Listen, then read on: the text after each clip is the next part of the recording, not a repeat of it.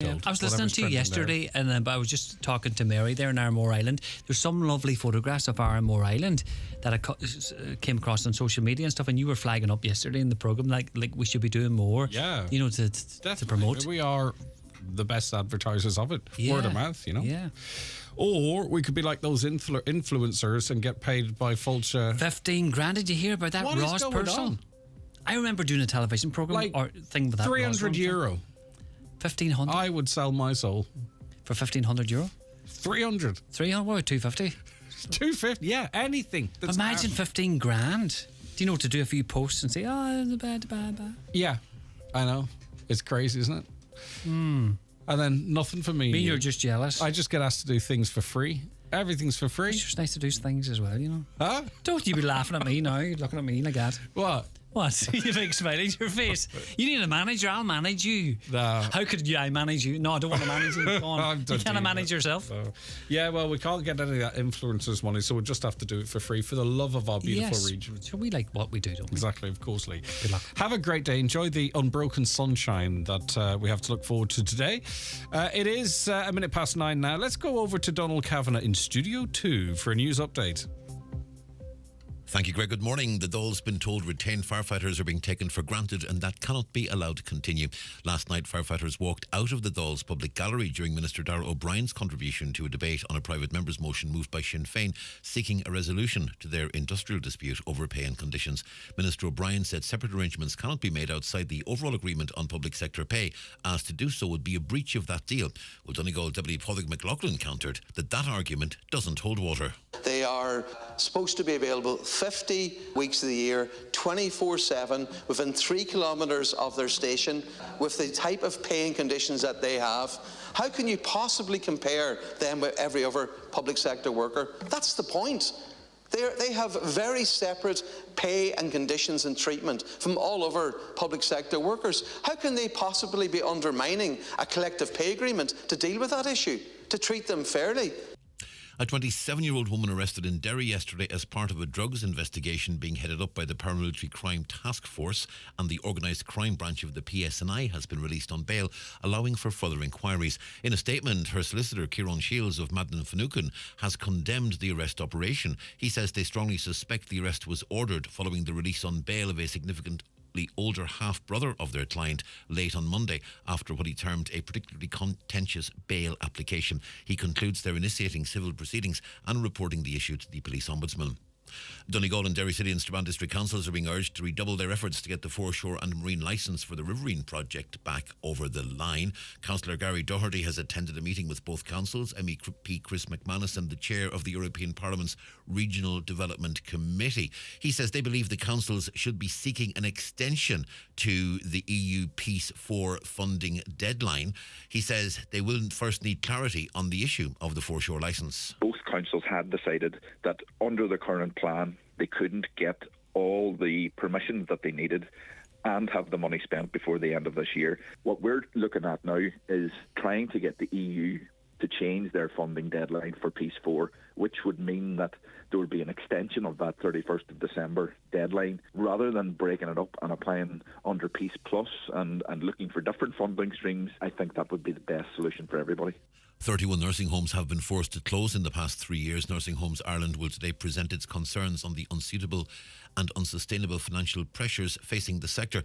A variety of rapidly rising operational costs and an increasingly complex resident profile is leading to issues. The CEO of Nursing Homes Ireland is Tig Daly. Having a functioning nursing home sector with care in the community is a critical part of a well-functioning health service. So what we need to do immediately is introduce additional funding into the Fair Deal to stem the tide of closures, and then move quickly to review the whole Fair Deal pricing mechanism to ensure that we have a sustainable, viable sector into the future. Weather forecast very warm and humid today, dry and sunny right through Wednesday with highs of 24 or 25 degrees Celsius in a light to moderate southeast breeze. That's Highland Radio News. Back with more news at 10 o'clock.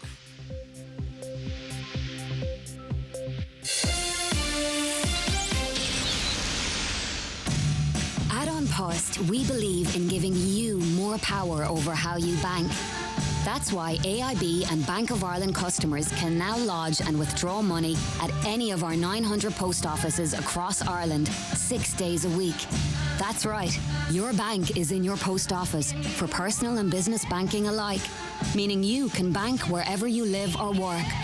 Visit your local post office or onpost.com/everydaybanking. On Post, your money for your world. Allied Irish Banks plc and Bank of Ireland are regulated by the Central Bank of Ireland.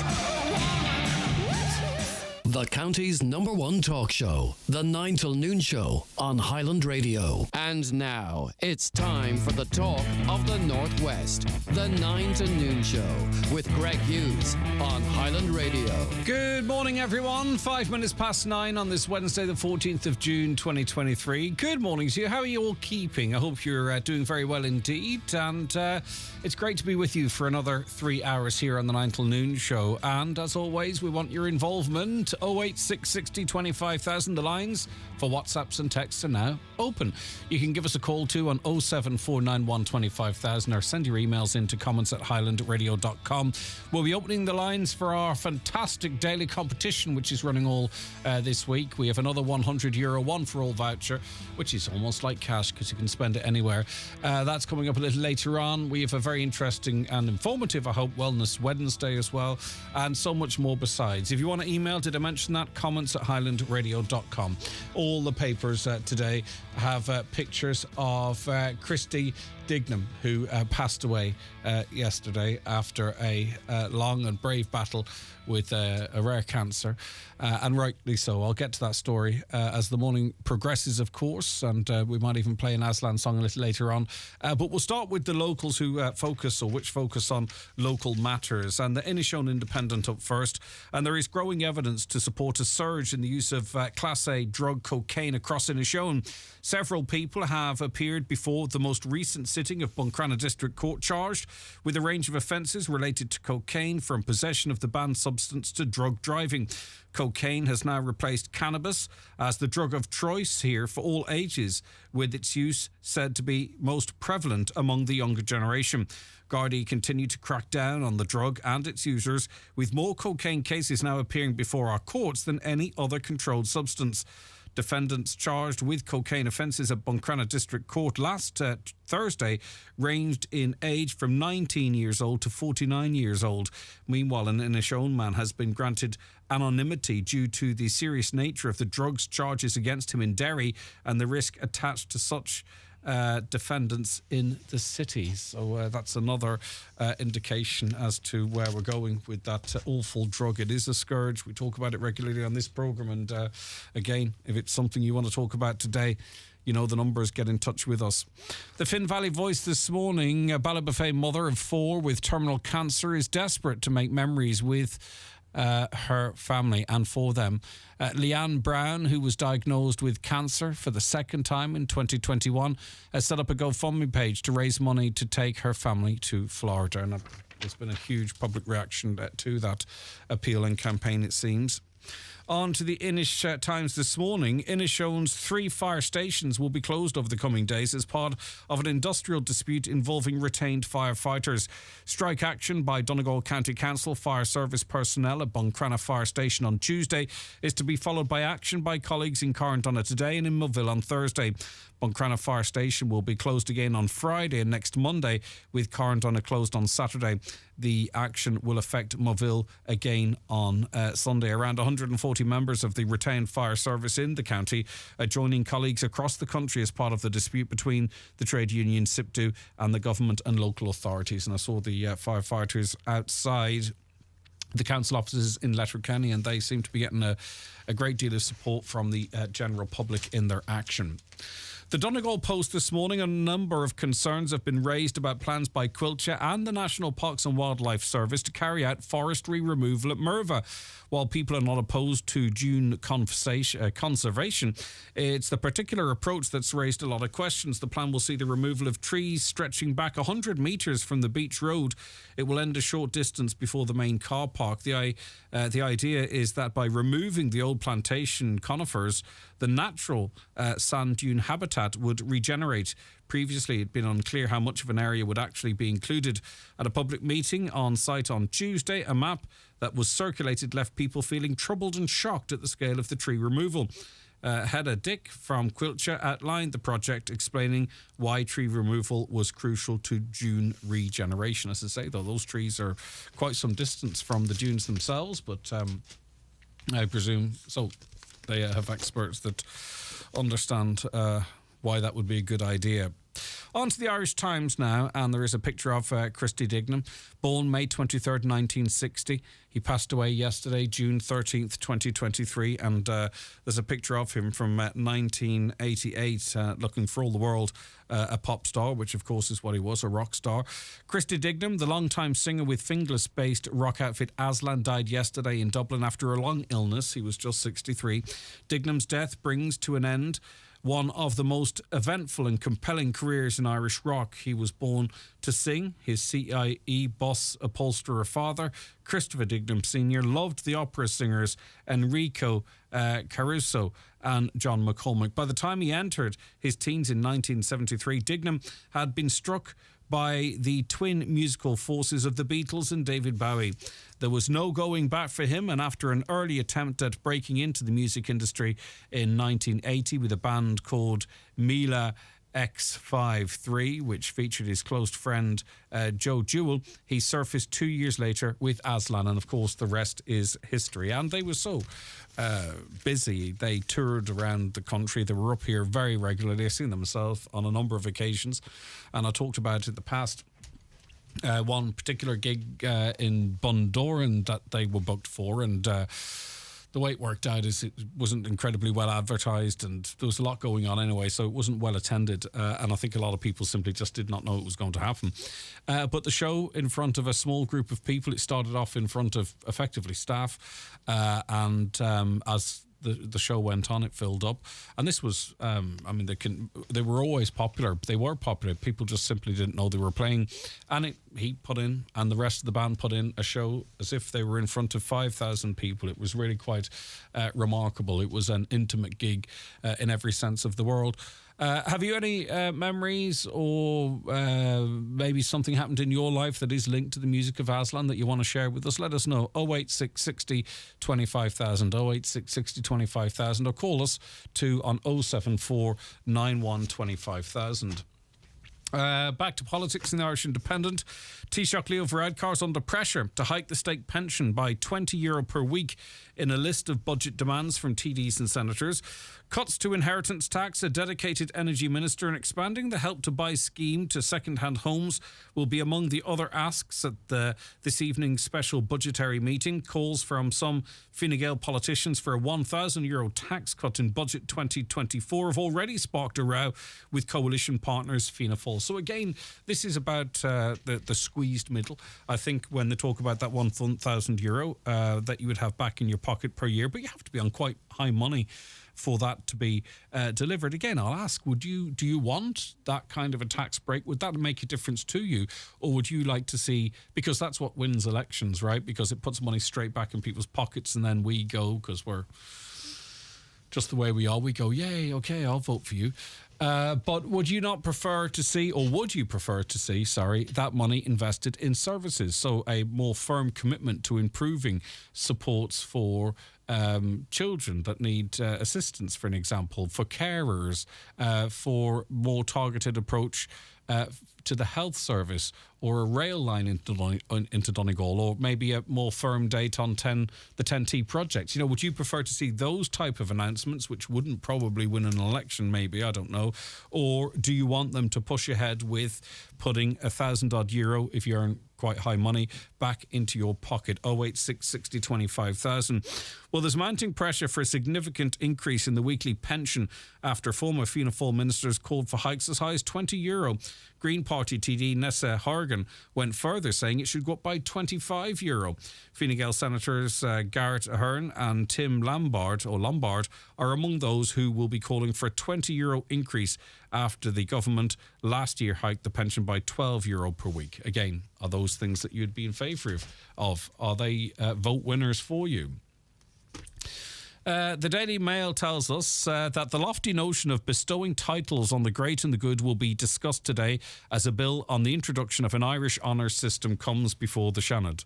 But Taoiseach Leo Varadkar said there is a significant degree of unease about the bill. It could see household names such as Bono, Liam Neeson or Katie Taylor nominated for the honour.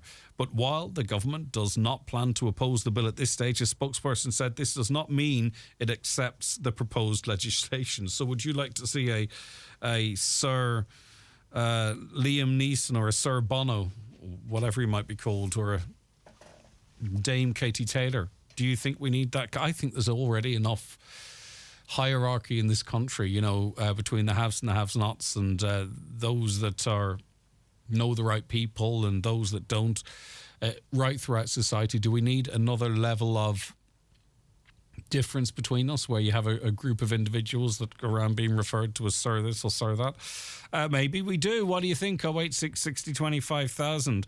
Well, under the bill, the honour would be known as Gradam Anukdaran and would recognise the exceptional achievements of citizens and the outstanding contributions of others.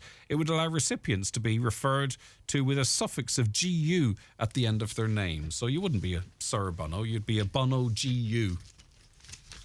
What do you think? Greg Hughes, GU. Caroline Orr, GU. It's got a ring to it, though we would never say it. It would be Dublin-centric politicians and people in showbiz. But anyway, bizarre story you might have seen on the news last night. It's in the Irish Daily Star today. Gardaí believe a hunter mistook a man in a wetsuit as an animal when he accidentally shot him at a golf club.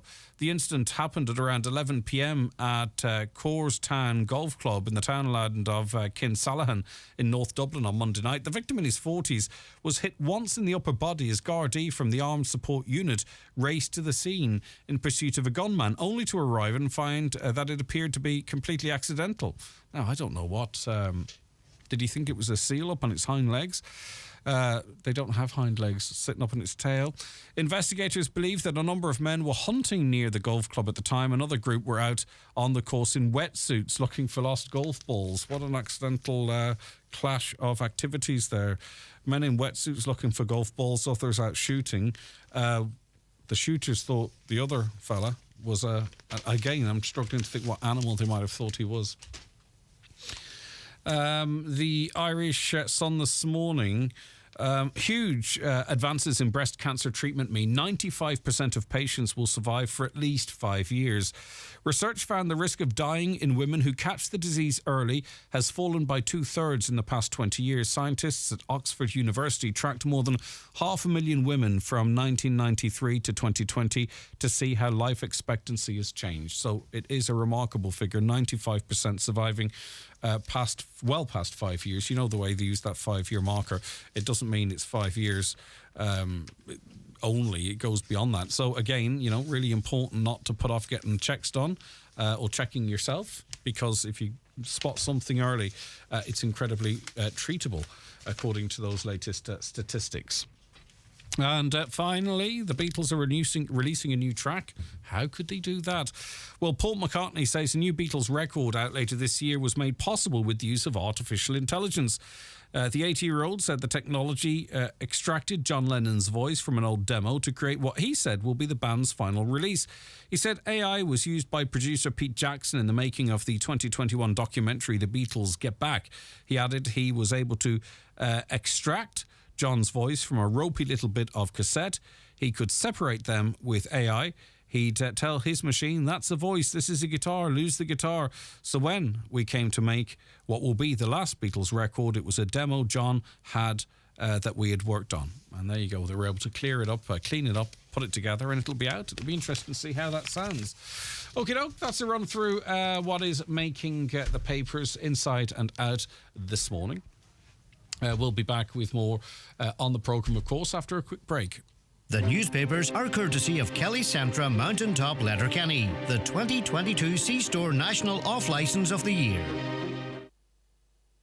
The 9 till noon show is brought to you by Letterkenny Credit Union, offering low-rate car loans with fast approval. Apply online at letterkennycu.ie or in office today.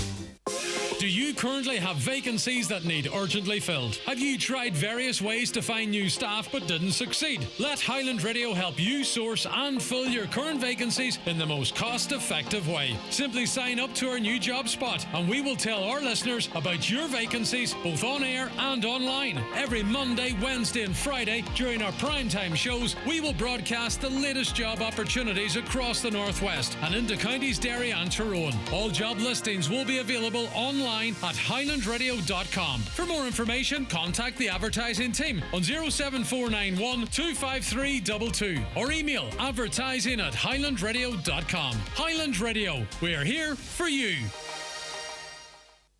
The new Corolla Hybrid Electric range is here, and the Corolla Cross SUV is the latest addition to the iconic family. Spacious and beautifully designed, it's perfect for growing families everywhere. And it's available to order now at Kelly's Toyota Letterkenny and Mount Charles. With exceptional electric drive time and no plugging in, the next generation is ready to take over. See the new Corolla Cross today at Kelly's Toyota Letterkenny and Mount Charles.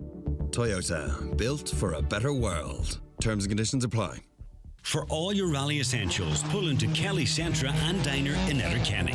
Donegal International Rally Programmes, frank and honest coffee, delicious food choices from the deli, or select from the packed menu to sit in at Kelly's Diner. Also great value in beer and wine in the off-licence, and so much more. This rally weekend, pull into Kelly Centra and award-winning diner at Mountaintop Letterkenny. Drink alcohol responsibly. Visit drinkaware.ie. 2 gig full fibre broadband from Virgin Media has landed in Donegal. Hear that, Aoife? Huh? Time to lose yourself in the latest Scandi crime series. I have no idea what's going on here. You should really put on the subtitles. Fair point. Whatever your genre, whatever way you play, Virgin Media is here. Switch today at virginmedia.ie. Virgin Media, it's playtime. Subject to location and availability. Highland Radio time checks with Expressway. Travel Route 32 from Letterkenny to Dublin when you book online and travel for less. Expressway, bringing you the time at 22 minutes past 9. On to the programme, we welcome Catherine. Hi, Catherine. Good to chat to you. Hi, Greg. How are you? I'm good, Catherine. Right, you are a wheelchair user, and we're going to talk about toilet facilities for people who use a wheelchair. What's your experience? So I heard your discussion about the facilities the other day, and I suppose I just wanted to highlight the lack of facilities, the accessible toilet facilities in the county. There's a serious lack of them just in general around, but also, a lot of them that are there aren't fit for purpose. They're too small or they're sort of out of date. They need an overhaul. Yeah, I realised they really that need to be brought up to date. Yeah, for sure. And I realised that year myself last year when a relation of mine was visiting who's a wheelchair user, and I walked past toilets in shops and pubs or what have you, and I saw the symbol and I thought, all right, that's great. They've got wheelchair accessible toilets. But then I saw him trying to get in to use them. And it was just, there was no space. It was there, but it was unusable. And this was a small chair. Yeah. Do you know what I mean? Because it's a young person. Yeah, exactly. Like I have a standard size chair. It's not big. But very often I can get in the door, but I can't actually turn around and close the door. Yeah, that's exactly what I was witnessing. I can't actually navigate the space when I'm in there, I suppose. And then for other people, they need assistance when they are there, so there wouldn't be a hope of getting 2 people in. I suppose the gold standard would be the change of places facilities. They are coming across the country, but they're quite slow to come on at the moment. We do have funding secured for one in Letterkenny. It's going to be at the retail park. I think work is due to begin on that soon, thanks to Jimmy Kavanagh and the council as well. But that would be the gold standard, I suppose. And that would be Catherine, with the change of spaces ones. There would be a hoist there as well, presumably as well. They would be a space that would be accommodating for lots of people. Yeah, they're fantastic. They have adults changing spaces and everything in them. And I was in Nairn recently, just the other day actually, and they have one there at the beach. It's fantastic. So do you post that on social media, Catherine? I did, yeah. Yeah, I saw it. Yes, it was that you were able to access the beach, and I hadn't seen it in action actually, so that was really helpful to see that. And that's we need more of that, don't we? I mean, it's fantastic, and some amazing work and fundraising and campaigning and what have you went into that, but we need more of that, don't we? Oh, that was just great. I mean, that's all thanks to a local couple, Paul and Julie McDade. They worked really hard to secure the funding for that, so that everybody can enjoy it. And it's not even just exclusive for wheelchair users. It's open to anybody for whatever reason that can't access the beach otherwise. And they actually have 2 wheelchairs there. They have a power chair and the manual chair as well. Yeah, so fantastic. It must be one of the most accessible beaches in Ireland. Yeah, exactly. But it shouldn't be, and I remember having the conversation with them at the time, that we shouldn't be at a point whereby such a facility is a big news story, that it's, you know, it's amazing that this is available. It should be normalised, really, shouldn't it? That it's just yes, it's more, we should be highlighting beaches that don't have it.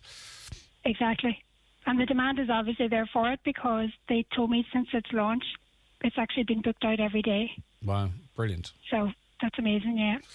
I've spoken to people in the past too, in terms of facilities that are available for wheelchair users, that often, you know, maybe even wheelchair accessible toilets end up being used as storerooms. Or do you ever find that? Yeah, often actually one of the most common things is that they also double up as baby changer units. Right. So sometimes you'll go into a bathroom and, you know, you need to clear the space first, so you have to take bins out. Coat stands could be in there. There could be a changing unit, and sometimes they're not left in a very desirable state.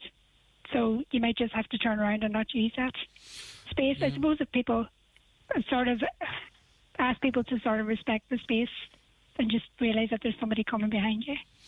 So in terms of public facilities and private facilities, are the problems with both, and are those the type of the problems that we've been talking about so far, in terms of them doubling up as baby changing facilities, or they're just simply too small to accommodate someone to be able to, if they can, use them independently? Yeah, definitely with private spaces also. I mean, we've seen so many businesses that post-COVID, and they've done renovations, and, you know, they spent a lot of money on premises. But it's so disappointing to see that they don't invest in that. You know, those spaces they're just too small, I suppose. Yeah, and do you find then, obviously, presumably, you know where the good spots are, where the bad spots are, where to go, where to avoid. You have your own sort of almost virtual map in your head of, but that's fine. But if you're invited out somewhere, for an example, and you know you've been there in the past and they don't have good facilities, like, it leaves you in a bit of a position. You have to, do you recuse yourself, or, you know, what do you do? That's, it can be really awkward. I mean, I suppose, you know, sometimes you just have to miss things. Just the space isn't suitable, and that's it, you can't go. But I suppose most of, any of my family or friends know where I can go, and we organise around that. Yeah. But as you say, you just sort of have a hit list of places. Yes, the do's and the do's and the don'ts, yeah. The do's and the don'ts. Yeah, and of course, too, you talked about how things changed around about COVID, and that was a lot of maybe chairs and tables being put out onto footpaths and things like that there. Is that I know that's not what we asked you on to talk about, Catherine, but is that still an issue? Yeah, actually, COVID opened up a lot of things for people with disabilities, because I was definitely able to access places, you know, business services or go, that I couldn't have otherwise gone, because they have outdoor seating and outdoor spaces. And I think there was definitely a lot of awareness raised at that time as well, because especially when people were within their 5K or whatever, they realised that there were spaces that they couldn't go to, or they were going and businesses were closed. They didn't have any access to facilities.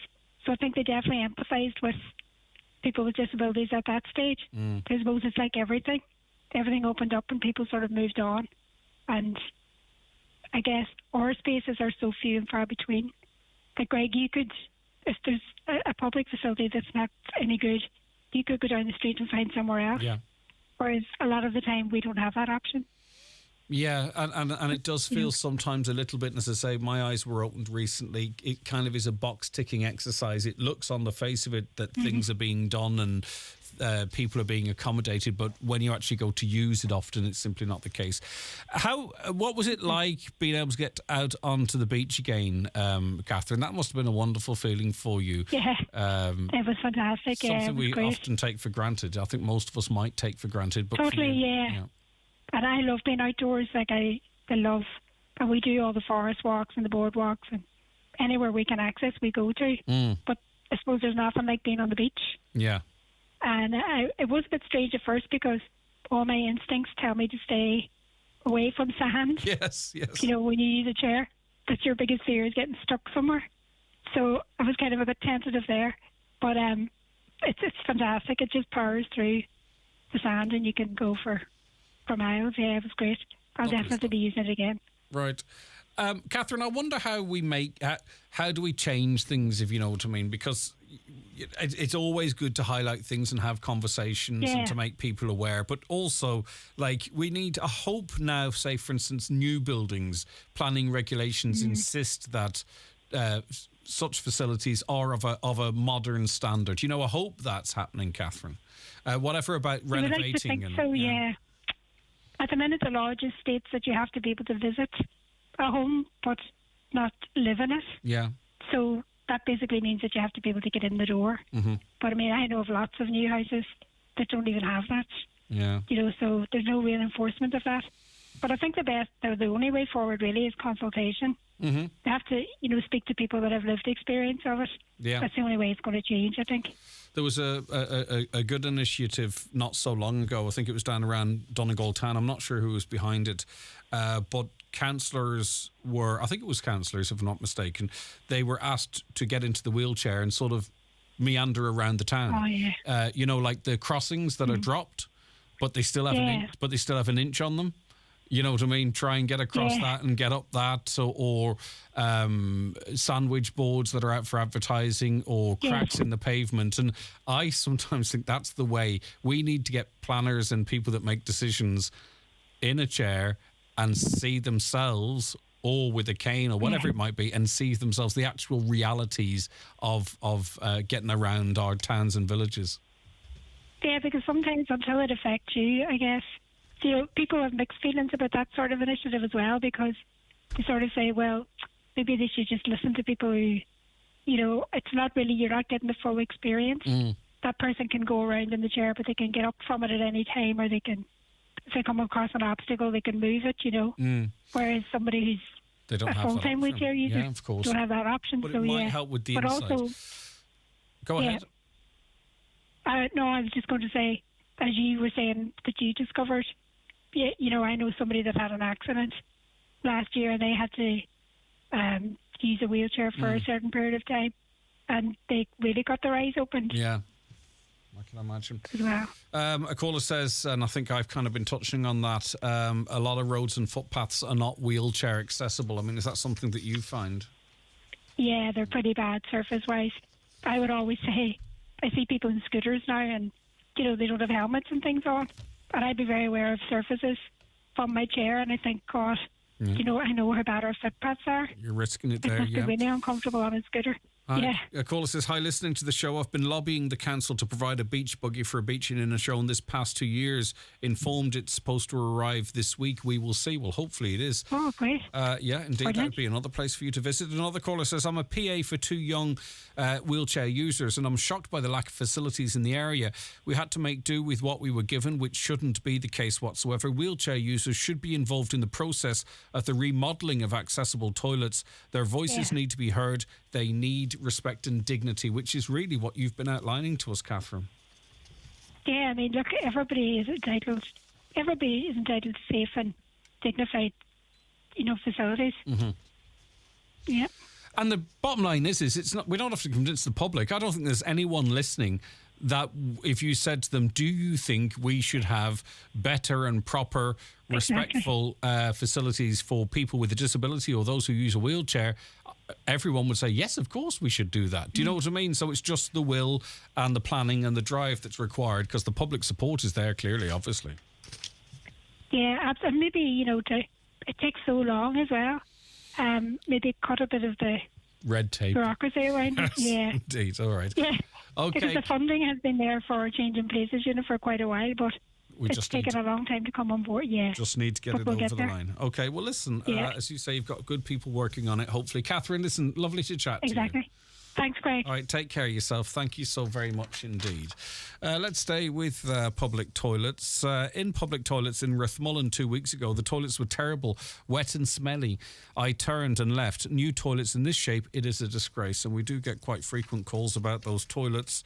I live in Carndonagh. I'm not aware of any toilets in Inishowen towns. That comes in from Raymond. Absolutely fantastic to hear about the traffic lights at the Polestar, says this listener. Hopefully, though, they bring in a system like they have in the UK and make it staggered. Okay, is that staggered in terms of how they work or whether they're on or off? It requires a good deal of thinking and planning to make sure they add to a solution and not a problem. Watch the show live now on YouTube, Facebook and at highlandradio.com. The 9 till noon show is brought to you by Letterkenny Credit Union with monster loans available up to €60,000 for all occasions. Visit letterkennycu.ie. Who said electrification can't spark excitement? From introducing Ireland's first EV to redefining the family car, Nissan has always led from the front. And now we're breaking new ground once more with e-Power, Nissan's unique hybrid driving system, fueled by petrol, driven by electric, no need to recharge, giving you the pleasure of electric driving without the need to plug in. New Nissan Qashqai and X-Trail with e-Power. Drive it to believe it at your nearest Nissan dealer. Nissan. Innovation that excites. Your local Nissan dealer is iMotors in Letterkenny and Malin. Visit imotors.ie. Don't miss the 31st annual Finn Valley Show on Russell Brothers Farm, Killygordon on Saturday 17th of June with the usual dog, home industries, poultry, sheep, cattle, horse and pony classes and Fast and Furious Donkey Derby plus Show and Shine tractor competition judged by Kirsty Ward from Grassmen with trade stands, live music and children's entertainment. The Finn Valley Show is sure to be a family fun day this Saturday. This ad is sponsored by Kilpatrick Brothers Contracting for all your agri needs. Mowing, raking, baling, GPS sowing, slurry and manure spreading. Call Davy or Ray on 087 2121 760. Thinking of changing your floors? Why not see what Florid Letterkenny has to offer? Florid have a large selection of solid, semi-solid and laminate click vinyl wood flooring together with a fantastic choice of parquet, herringbone flooring all at incredible value. Don't delay. Call Florid today on 087 161 7008. The Donegal Hospice welcome everyone to join them at their anniversary celebrations on Friday the 23rd of June at the Mount Errigal Hotel. To celebrate 20 years of our wonderful hospice building and over 35 years of our home care service, we are celebrating with a Dine and Dance fundraiser. Join us and enjoy a 5-course meal, music and DJ and help raise much needed funds for the hospice. Tickets are available from the Mount Errigal Hotel and are priced at €60 each. All proceeds of the event go to the Donegal Hospice. Right, we had a lot of you get involved in the conversation about assisted dying. A caller says on assisted dying, once it is established, it will be offered to a wider and wider range of clients in Canada. One of the first things offered to veterans who call the support line is assisted dying. One man spoke about a conversation with his doctor who brought up it 3 times in a conversation how expensive it was to treat him. Slippery slope issue, says a caller. Assisted suicide, euthanasia, assisted dying, as they are now calling it, they are choosing language to make it sound more acceptable. They say there will be safeguards, but once they get the door opened at all, they will soon have it as the done thing for convenience. The powers that be can't be trusted in what they say. We only have to look at the abortion situation today. They promised certain safeguards, conditions and restrictions. But now just 3 years in, the abortion figures have escalated beyond belief. And with a pro-abortion campaigner controlling the review, they are bulldozing ahead to have no restrictions at all to facilitate more and more. Well, it's not no restrictions at all. There are proposals that don't go as far as no restrictions at all. But I understand what you are saying. Right, is there another one on that issue? Yes, assisted... No, I've read that one. Okay. Thank you very much for those. Right, Donegal County Council is looking into the possibility of adding yellow boxes to a number of roundabouts in Letterkenny. Councillor Donal Kelly of Fianna Fáil joins us right now. Good morning, Donal. Beg your pardon? Oh, Donal. Sorry, Donal. Sorry, I have to. Donal Kelly was written down, but it's of course Donal Coyle. My apologies. Right, okay. Not at all. You raised this issue. Okay, Greg. You raised this issue in relation to initially the Kiltoy roundabout. That's correct, Greg. And good morning. At the Kiltoy roundabout, traffic coming from the Kiltoy and down Lisnanen, coming down there, they can't access the roundabout when the traffic is backed up from Ballyrain right back up the Business Park Road, because the cars are blocking the roundabout for those now to access the roundabout if they want to go back up the Business Park Road or go into town by Gartley. So there's definitely need for a yellow box there. And what were you told?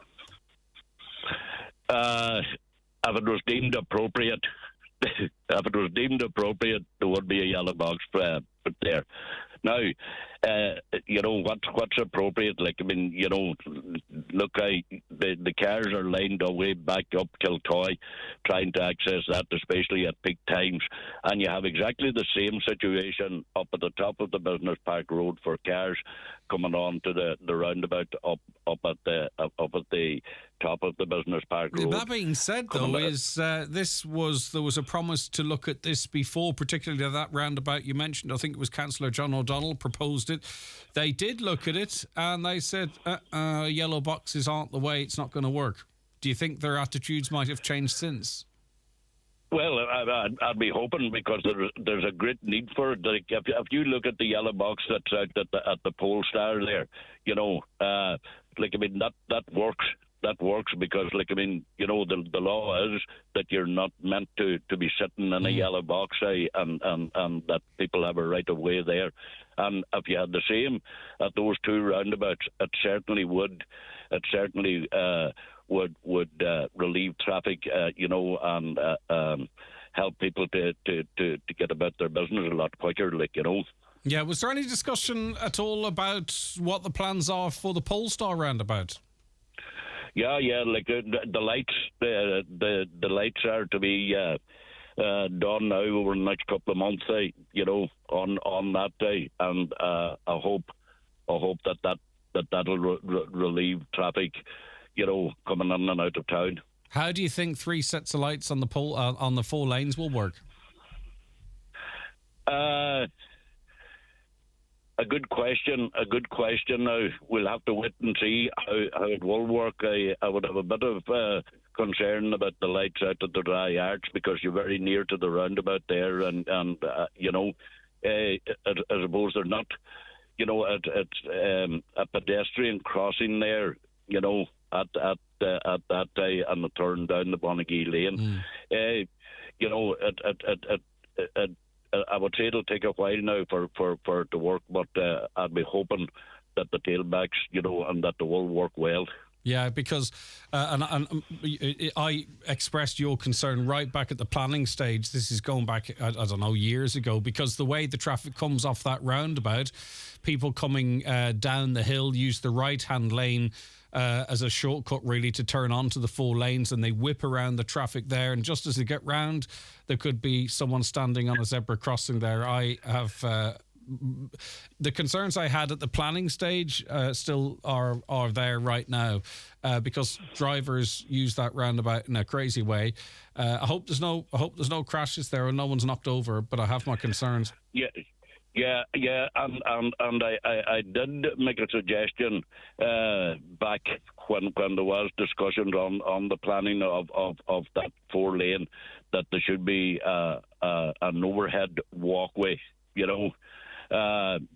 there, for people wanting to cross, say, from the Clanry Hotel to the other side. But it was ruled out for the simple reason that they said there wasn't enough of room to construct an overhead walkway there. But yeah. that would have been that would have been a solution to that. Yeah. Okay, so they're going to look at the yellow boxes. Is this a council-controlled issue? Do they have to engage with the TII? What's the story? Yeah, sure. Of course, it's a TII. Yeah, it's TII that'll make a decision, because that's a TII road. So, look, and mind you, a lot of the time to try and get the TII to do things is the council try and do their best. For example, they're going to do a bit of work now on the dual carriageway from the Dry Arch out to Manor, because it's in a bad state. But I was asking yesterday about the N13, which is also going up, from the roundabout at the Dry Arch to Drumkeen, and the surface on that road in many places it's very, very bad. It's not even patched. And I asked about that. I had a motion about that a month ago, and there's still nothing done with it. And you're coming off a very good surface now on the 4 lane, but right away when you come off the roundabout at the Dry Arch, you're hitting ruts and you're hitting holes on the road, which and that is the main artery coming from Sligo, Galway. For sure. Coming into the town. It's the main road in. All right, thanks, Donald. Yeah. We'll see how things get on. My apologies for misnaming you, Councillor. It could be worse. I could have called you something worse as you. You could, not at all. Okay, Greg. Right, bye, Councillor Donald Coyle. Right, we're opening our lines for our fantastic competition, where we are giving away, in association with Virgin Media and their new broadband service in Donegal, we're giving away a €100 one-for-all voucher. And we're bringing you on air, 2 of you. We're going to ask you simple questions, and it's just whomever answers those questions, or that question quickest, will win that voucher. We had a really tight one yesterday. 2.1 seconds and 2.5 seconds was the difference, and one person won, one person missed out. Well, they didn't miss out because they got a mug, which I think is a great prize. But anyway, if you want to come on air and answer the simple question, and speed is the key here, and win €100, WhatsApp or text us now, 086 60 25 000, your name, where you're from, and which number you want us to contact you on. And you could be around about 10:30, 11:15, you could be playing the great competition to win €100. I am excited. A caller says, yellow box, a total waste of time as no one abides to the rule. Just see what happens at the top of the Port Road.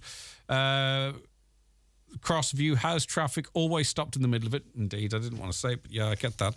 Hi, Greg. Tell Donal if the bridge he promised was in place, there would be no problem at any of the roundabouts. I think everyone's frustrated at the lack of progress there.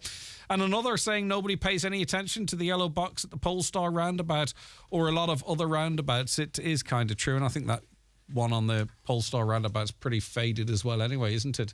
Right, our next guest with us in just a moment. The 9 till noon show with Letterkenny Credit Union. Simplify your debts with a debt consolidation loan from Letterkenny Credit Union. Call us on 074 910 2126 or apply online via our app or in office today.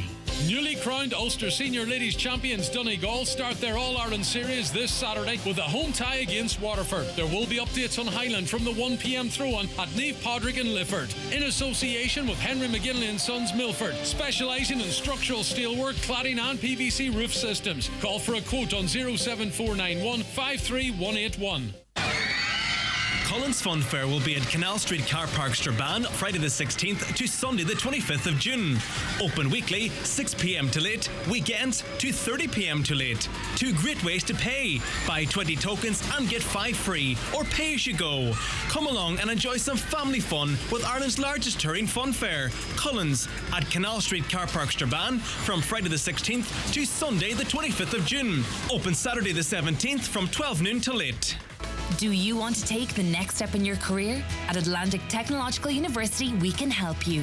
Choose from over 350 online, flexible and postgraduate courses. Build accredited qualifications in science, engineering, business, nursing, education, computing and much more. From short courses to masters, work hard and thrive with a flexible learning experience designed to suit you. Apply now at atu.ie/flexible. ATU. Develop the skills you need to stand out. an inflatable flamingo, a fantasy unicorn float, a ride-on water rhino. These are bright, colourful killers. Never use inflatable toys on open water. They can be swept from shore in seconds. This is Water Safety Ireland. Get advice on safe summer swimming at watersafety.ie. Better safe than sorry. Supported by the Government of Ireland. Rally Fever is building in the Northwest to join Highland Radio for live coverage of the Donegal International Rally. On air and online at highlandradio.com. In association with Pulse Venue Letterkenny, your entertainment headquarters over Rally Weekend. With the Whistling Donkeys, all folked up and one for the road live on Rally Friday. A new study has found that more than half, 58% of digital news consumers in Ireland believe that publicly funded news services are quite or very important for society. However, they believe that it is more important for society than it is for themselves. That's according to the findings of the Digital News Report Ireland 2023, which will be published by Cumshin Aman this morning. Colleen Morrells, Professor of Journalism at Dublin City University. You've had eyes on this report, of course, Colleen. What do you take from it? Well, actually, our main news that's, I suppose, different this year is that interest in news is down from a COVID high in 2021 of 70% to 52% this year. So it's come down another 5 percentage points from last year. But Ireland's still tracking well against the markets we compare ourselves to, like the UK, the US and Europe. What's slightly more worrying is that young people only registered 28% interest in news, whereas back in 2016, this group registered 53% interest in news. So that is definitely down. And the question I haven't really found answered as such, Colleen, even though I've read quite a bit on this and attended a few things, is it how the news is delivered? Like, I think a lot of people in media think they have to do it snappy in 30 seconds. Or is it actually really just a disinterest in current affairs from young people, and no matter how you package it, they're not really going to consume it?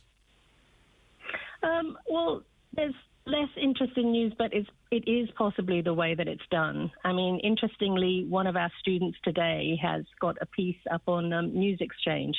So Liam Coates is a DCU student over in Washington, and he's talking about, and this is reflected in the report, that, you know, young people are interested in news from places like TikTok. So during the pandemic, they turned more to mainstream media. But right now, young people, so that's 18 to 24-year-olds, are getting most of their news from social media. Sorry. No, continue, please, Colleen. Well, on social media, the places that they go to for news are TikTok, YouTube, and Snapchat mainly. So they do go to places like Facebook, but actually, the new results show that it's TikTok, YouTube, and Snapchat. Interestingly, yeah, it is interesting, and it's a little bit worrying, perhaps, in that, particularly TikTok, but not exclusively, their algorithms are such that they will give you more of what you watch, which doesn't necessarily mean then that you get different points of view or different analysis, that you can find yourself very quickly, particularly on TikTok, as I say, but now Facebook and others are catching up. You can very quickly find yourself just in an echo chamber of what sort of appeals to you. You know what I mean? You don't get exposed to opposing voices or views or analysis. Yeah, and that is reflected in the report, although it's reflected with a few contradictions. 64% of people in Ireland are worried about what is real or fake on the internet. However, most people are happy to see algorithms picking the stories that they see. So I think that's 31% as opposed to journalists picking the stories, which is 25%. Then again, a large number have also expressed fear about missing out on news. And if it becomes more personalised news, then they're worried that they won't see challenging viewpoints. So a lot of contradictions inside there in the survey, in fact. Where do you think journalism needs to go from here, then, do you think, to track these trends? Well, I mean, the useful thing about this report is it's the 9th year that we've done it. You know, it's a longitudinal survey, so it does point towards where people are going. 2,035 people are surveyed across Ireland, with representative quotas for age, gender, etc. So So it's a good way of tracking where people go.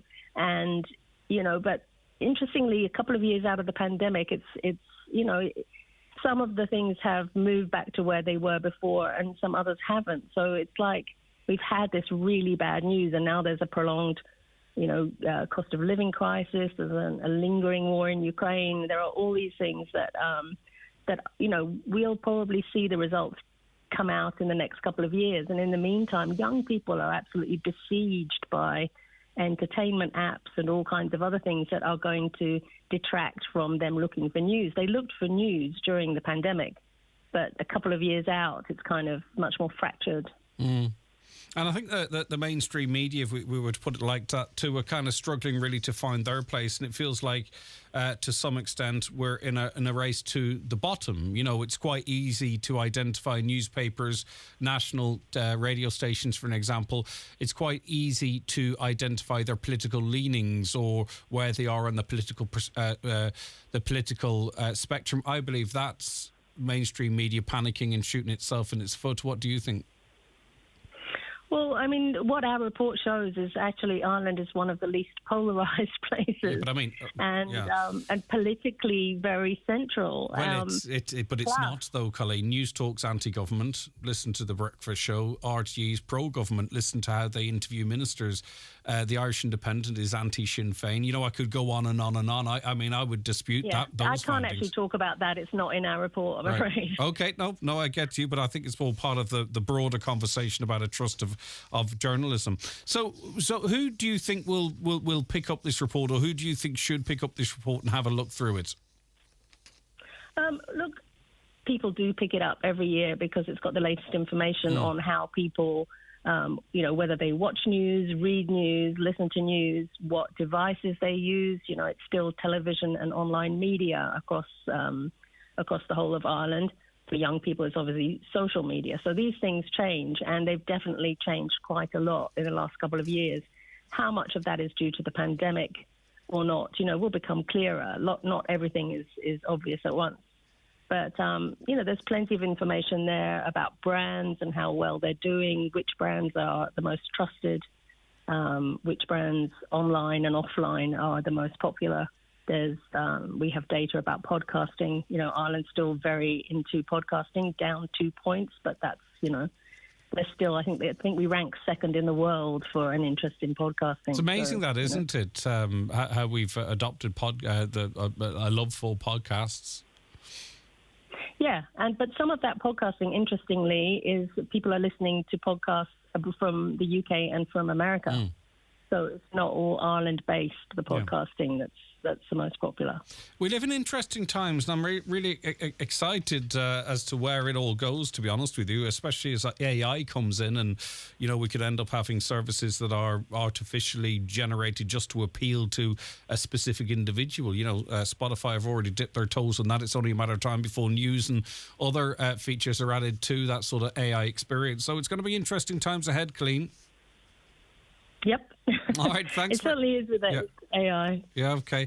Listen, lovely to speak to you. Thanks so much for your time. I greatly appreciate it. Take care of yourself. That's Colleen Morrell, who is a Professor of Journalism at DCU. That's Dublin City University. 086 60 25,000. WhatsApps and text to that number, or give us a call on 074 91 25,000. It is the 9 till noon show, and we'll be back with more on the programme after the news and obituary notices. Stay right where you are.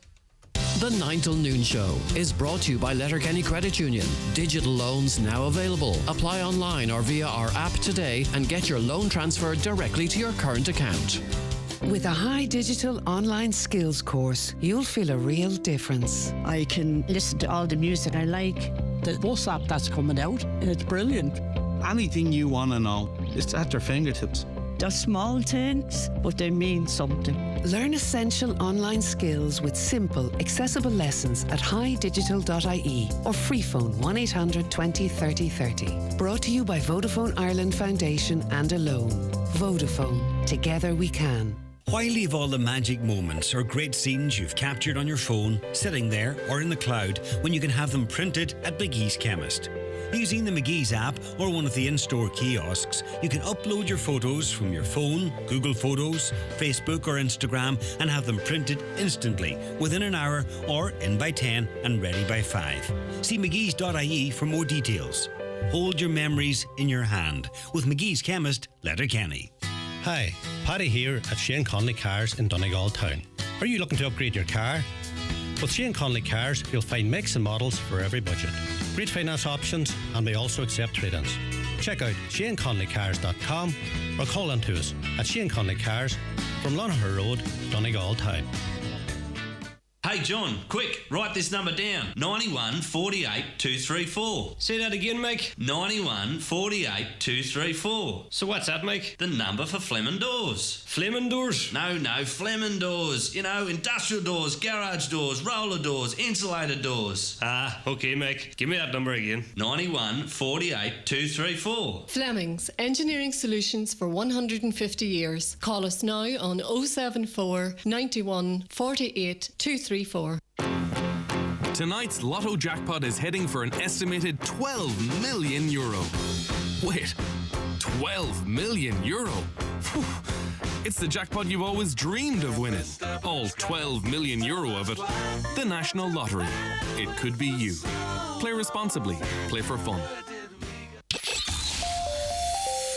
Live, on air, online and on the Highland Radio app. This is Highland Radio News. Good morning, it's 10 o'clock. Donal Kavanagh at the news desk. The Dáil has been told that retained firefighters are being taken for granted and that cannot be allowed to continue. Last night, firefighters walked out of the Dáil's public gallery during Minister Darragh O'Brien's contribution to a debate on a private member's motion moved by Sinn Féin, seeking a resolution to their internal dispute over pay and conditions. Minister O'Brien said separate arrangements cannot be made outside the overall agreement on public sector pay, as to do so would be a breach of that deal.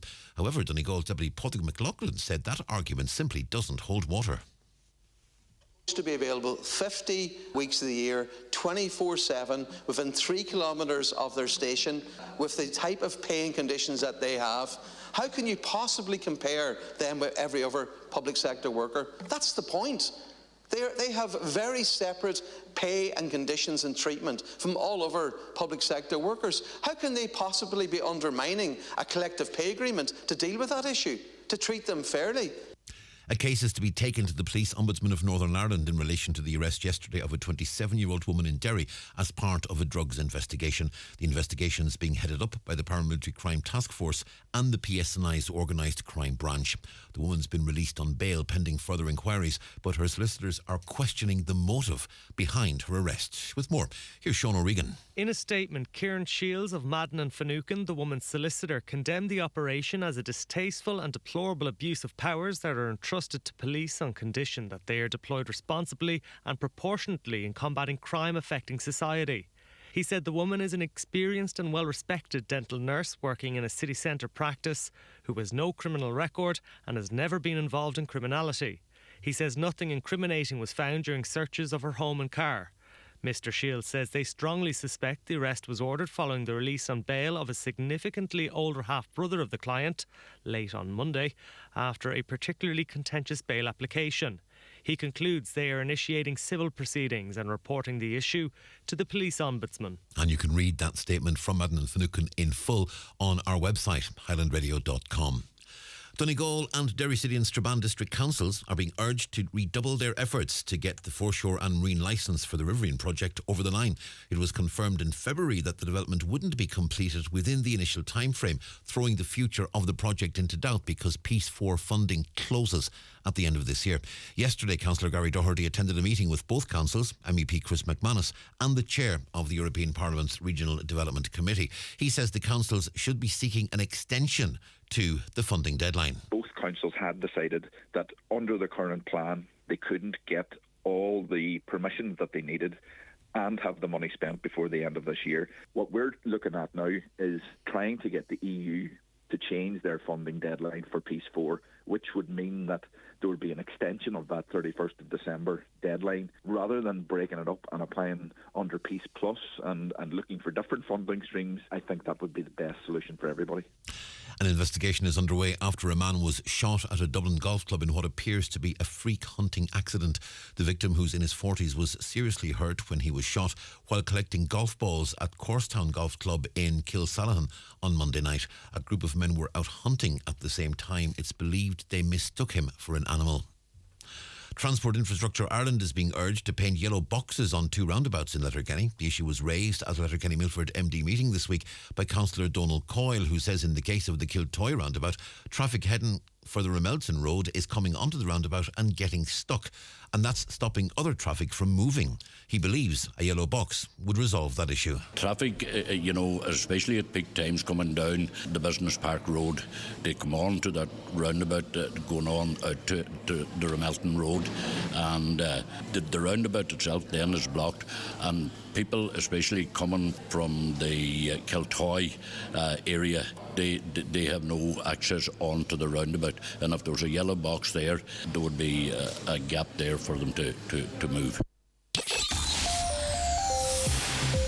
Weather forecast very warm and humid today, dry and sunny right through Wednesday with highs of 24 or 25 degrees Celsius in a light to moderate southeast breeze. It'll stay dry and clear overnight with a few mist and fog patches possible. Lowest overnight temperatures 12 to 14. Again, a light variable breeze. Tomorrow Thursday, dry with hazy sunshine for most of the day, but heavy showers will develop in western parts in the late afternoon and evening tomorrow with thunderstorms and possibly hail. Very warm with highest temperatures tomorrow 23 to 25 degrees Celsius. Those sea breezes will keep coastal areas cooler. And that's Highland Radio News. We're back with news again at 11 o'clock. Until then, from the news team, have a very good morning.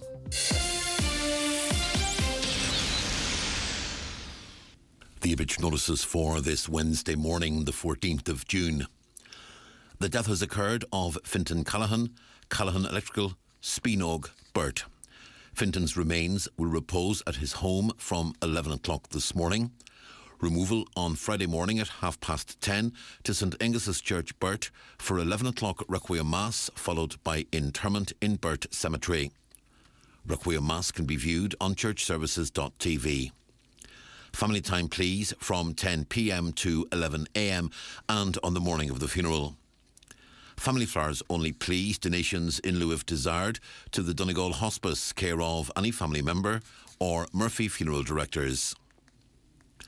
The death has taken place of Francis Call, Ranafast and Glasgow. Removal from Rorty's funeral home, Derry Beg, today at 4 o'clock to the family home in Ranafast with Rosary nightly at 8 p.m. House private, please, from after the Rosary until 11 a.m. and on the morning of the funeral. Funeral Mass on Friday morning at 11 in St Mary's Star of the Sea Church, Annagry, with interment afterwards in the adjoining cemetery. The Funeral Mass can be viewed live on Kieran Rorty Funeral Director's Facebook page. Family flowers only, please.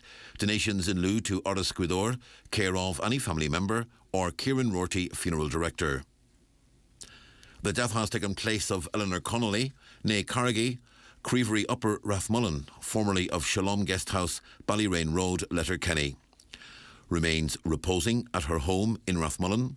House private, please, with family and close friends welcome this afternoon from 1 p.m. to 9 p.m. Funeral Mass tomorrow morning at 11 in St Joseph's Church, Rathmullen, with burial afterwards in Rathmullen Cemetery. The Funeral Mass can be viewed live on mcnmedia.tv. Family flowers only, please. Donations in lieu if desired to the Irish Lung Fibrosis Association, care of any family member. The death has taken place of Eileen Patricia Kelly, née Murphy, 22 Cornfield Lane, Newton Cunningham, formerly of Old Kent Road, London. Her remains are reposing at her late residence.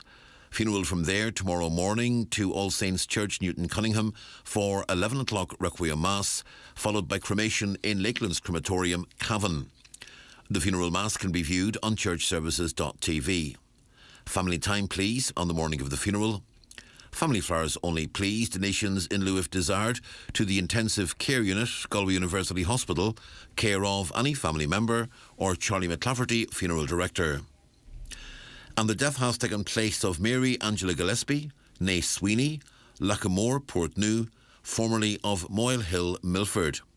Requiem Mass this morning at 11 o'clock in the Church of the Holy Family, Ardra, followed by burial in the adjoining cemetery. The funeral mass can be viewed on mcnmedia.tv. Family time, please, before the funeral. Family flowers only, please. Donations, if desired, to the Dolman Centre, care of any family member. For more details, including any family health guidelines for wakes and funerals, please go to highlandradio.com.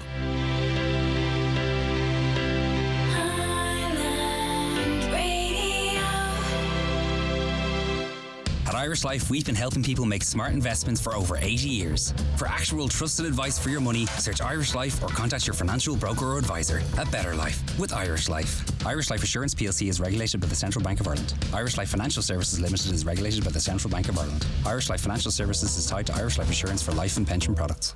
Watch the show live now on YouTube, Facebook, and at highlandradio.com. Yes, indeed. You can watch the show every day on our social media, YouTube, Highland Radio Ireland, where you can get subtitles as well, if that suits you better.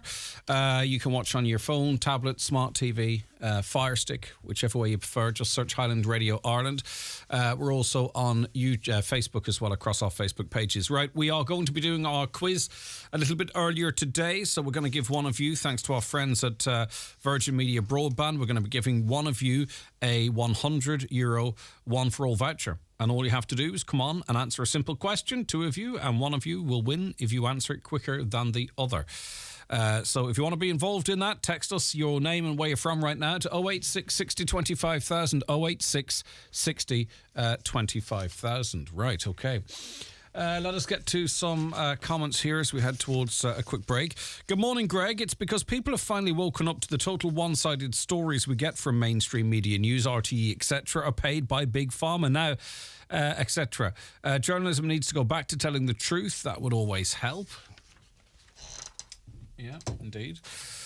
Greg, just touching on your subject with regards to wheelchair users and accessibility, I've grown up having an incredible role model, best friend. My words could go on describing how much my sister Anne-Marie means to me. Anne-Marie, who is listening to your show, please do say hello if you get a chance. Hi, Anne-Marie. Is a wheelchair user. We have always grown up doing everything to fight and support for her rights. Although things are changing, which is great to see, I do think there is so much more to consider. There seems to be a lot of focus made for electric wheelchairs, which, can I say, is amazing as well. But let's not forget all wheelchairs and users. We have to carry my sister when on the beach, to and from the sea and onto the sand. Not that any of us mind, she's my sister and I would do anything for her. But as the PA who text in, wheelchair users deserve dignity and respect. I really hope more can be done for wheelchair users. Thank you and your team for highlighting this. And as I say, another big hello to Anne-Marie. Hopefully you are listening. Yes, indeed. And that's why we were sort of saying in that last piece, that is a great wheelchair that is at Nairn. But it's sort of like the one great wheelchair. There are other facilities, but it seems to be the most accessible. So hopefully we see it normalised that all people can access our beautiful beaches. Hi, Greg. They have Letterkenny destroyed with traffic lights and bad planning. Give me Derry any day to do my shopping, says this listener. Greg, Councillor Donald Coyle is correct about Kiltoy roundabout needing a yellow box. At least some drivers might obey it, as that roundabout is an utter disaster. That comes in from Mary. Greg, I don't like moaning about the 4 lanes from the Clannery Hotel to the roundabout. However, whoever is tarmacking them as tar and all on footpaths with some little stones. Folks have their shoes ruined with tar when walking. Hotel clients too. The council should wash it off, says one listener there. Another, across from the library in Letterkenny, there are a wheelchair place, but it's not signed, and able-bodied people use it. Okay, but that's not good. We need proper signage. And that's as a benefit for the drivers as well. Some get tickets and they don't realise they're parking in a space reserved for people with a disability. I was disgusted to see houses in my estate getting the air-to-water heating system put in. Why are we investing in this when there are other houses around the county with defective concrete, and not forgetting the issue of homelessness in this country? Surely our council should be putting money into issues of more importance rather than simply updating current houses. They believe it is a disgrace.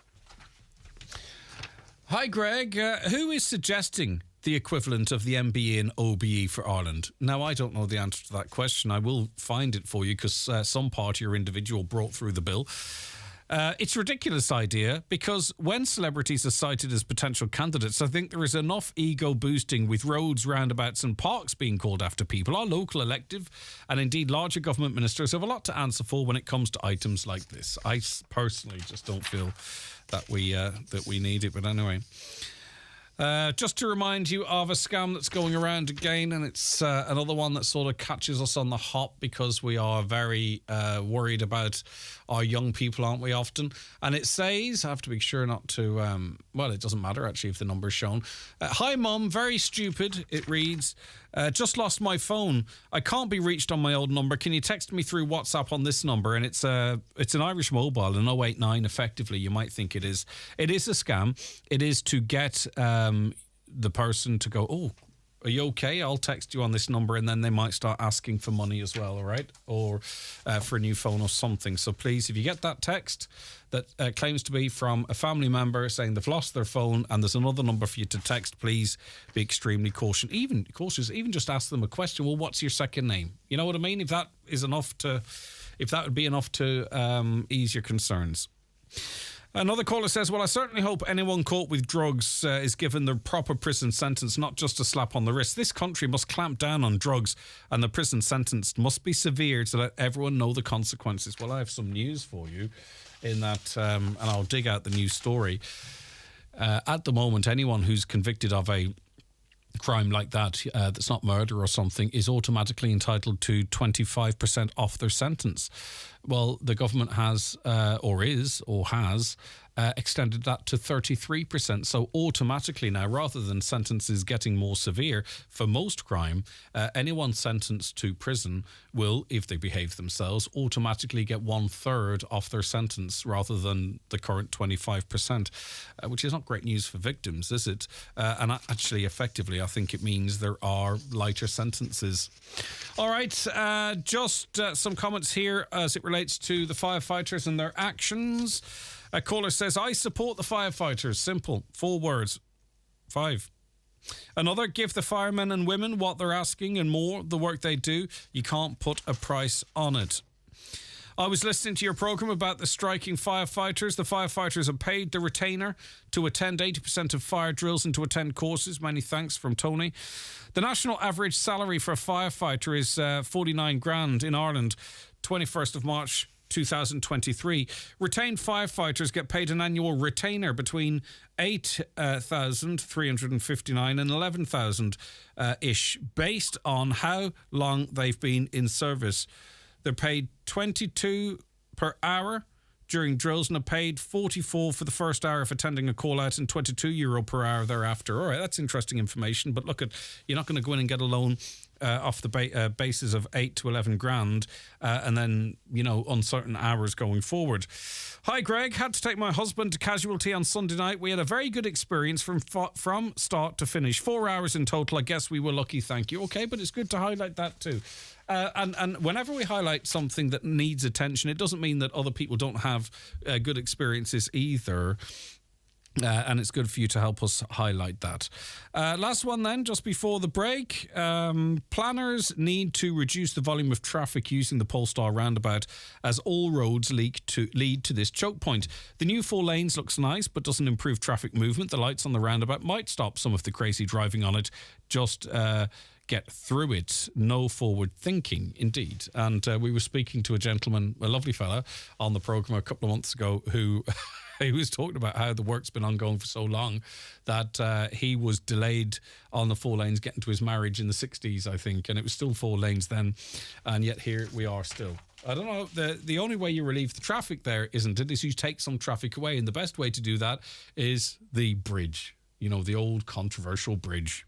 The county's #1 talk show, the 9 till noon show on Highland Radio. It's time for NCBI Bingo on Highland Radio. It's Wednesday the 14th of June. You're playing on the blue sheet. The reference number is S18. It's game number 24. The numbers are 54, 13, 51, 45, 81, 78, 75, 23, 90 And finally, 65. Phone your claim to 9104833 before 8 tonight, leaving your name, contact number and the name of the shop where you purchased your book, and we'll call you back the next working day. Get all your NCBI bingo information at highlandradio.com. Northwest Regional College has launched its exciting range of part-time courses starting this September, and enrolments are now open. Whether it's a new skill or a new career direction, there's something on offer for everyone. For course details at our Derry, Londonderry, Limavady or Strabane campuses, visit nwrc.ac.uk/part-time. And remember, enrolments are now open. Future-proof your career with a part-time course at Northwest Regional College. Connect Hearing is open for free hearing tests. Our audiologist is available Monday to Friday for wax removal services at our Letterkenny Clinic in the Courtyard Shopping Centre. We also offer a home visit for those who aren't able to visit us. Our hearing is our social sense. Are you finding hearing more of a challenge? Call Ursula today on 07491 13296 to make an appointment. Good hearing helps us to connect to our family, friends and loved ones. Connect Hearing, connecting you to life.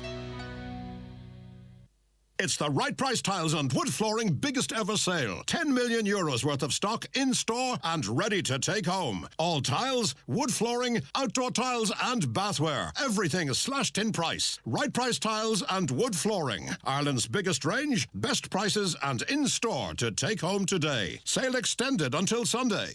The 9 till noon show with Letterkenny Credit Union. Now offering mortgages from 40,000 to 600,000 euro with no hidden fees or transaction charges. Letterkenny Credit Union, 9102127. Our next guest on the programme is Alliance Councillor Lewis Boyle. Good morning to you, Lewis. Thank you so much for joining us. Hello there, how are you? Thanks for having me. Great, it's good to have you with us. Now, you are the youngest, sorry, I beg your pardon, I'll start that again. You are the youngest ever elected political representative in Northern Ireland. Do you mind me asking your age?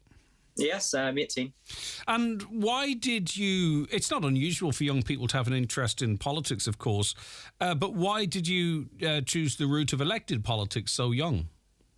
Well, to get involved in politics, there is, of course, you can lobby council from outside. You can see things that aren't being done effectively, but there's no better way to get in and have your own demographic represented, to actually be involved in the decision-making process than to be elected and to be formally part of that process. And I did that so I can represent my DEA, the young people at DEA, but additionally everybody that I was elected to serve. Who voted for you? What were the demographics like? Did you get young people out to say, right, OK, we need a voice for us? Or was it the alliance politics that resonated with people of all age groups? Have you analysed that much? Well, I'm sure it was, we get votes from all across age demographics. I mean, in Ballyclare DEA, which is the DEA I represent, 30% of the population is under the age of 25. But of course, only 18 to 25-year-olds can vote. I'd like it to be 16, but it is what it is. But we definitely had a strong concentration of voters in that age demographic because of myself, my age. But additionally, we do get vote shares right up for every single age demographic. So it was very good to see young people on the doors that were saying, oh, my parents normally vote, but I'm going to vote this time simply because you're a young person. But that was new in addition to our existing vote. So it was great to see. What do you think's wrong with Northern Ireland politics at the moment, and what do you believe needs to change? Well, there's not a single ounce of constructive politics in Northern Ireland. Everything with Northern Irish politics is so incredibly negative. It's always so antagonistic. And I think Alliance represents a new change where parties can work together. We can build a new positive Northern Ireland. And I really hope that we can continue that in the future. And what do you think young people think of politics in Northern Ireland? I think when they look at politics, they are totally disheartened. They just see it as, I mean, we've no functioning government again in Northern Ireland. I think they see that and they are disgusted that politicians aren't working for them. And it's because they see that they aren't working for them, they just detach themselves from it. They think it's not going to work regardless, but it can work. And you can use your vote in order to make it work. And I think that's incredibly important that young people are voting, making their voices heard, showing that they are totally dissatisfied by both of the major parties pulling down the executive. Do you think they kind of don't really engage in what some people would describe as sort of the orange and green nature of politics, that they're more interested in other social issues that affect them? Definitely. Young people are so much less into the orange and green tribal politics. They just want politicians who are going to work for everybody. They want politicians who are going to make change. And that's great that we've seen the new generation of young people come through that aren't haunted by Northern Ireland's past. Another thing which is quite unique about your story is not only are you the youngest ever elected political representative in Northern Ireland, but you are also currently sitting exams. How's that going for you? Absolutely. Well, during the campaign, I had to take time off, to study for the exams, but I'm always very proud of my time management skills. And of course, we'll see if I was able to balance the two concurrently well on results day. I might have good results or I might open it and think, oh no, but we'll see in August. Yeah. And what are you studying? I study business history and politics at A level. Yeah, I mean, you've A'd politics. I mean, you're an elected politician, so you just need the... And what do you see your future in politics? Well, actually, what do you see the future of the Alliance Party in Northern Ireland politics, and how soon do you see it happening? Well, the Alliance Party has undergone a massive period of growth called the Alliance Surge. In early 2019, we were the distant fifth largest party in Northern Irish politics. We are now firmly cemented as the third biggest party in Northern Irish politics. Every indication is showing that growth is going to continue. Alliance has become a major player in Northern Irish politics. We're going to stay that way. And I'm incredibly excited to be part of a movement and a party that is in what's going to be the driving seat in a new executive, and I'm very excited for that. Yeah, I think any party that doesn't feel like it's living in the past and that doesn't start actually listening to and representing younger people will not last very long at all, because, like society's moving on. As much as people want to sort of anchor it in other issues or the past, the bottom line is I'll be dead and other people are coming through. So really what I'm sort of interested in is becoming less and less relevant. Do you know that sort of a way? Do you get where I'm trying to say here? Yeah, absolutely. I mean, to have one eye on the past is good, but to have both eyes in the past, you're never going to be able to progress forward. And I think we should be moving forward in Northern Ireland into a more inclusive, diverse and better Northern Ireland for everybody. And I think that the Alliance Party is at the forefront of trying to do that. What did your teachers and all think of you dedicating so much time to the campaign trail, to getting elected into politics?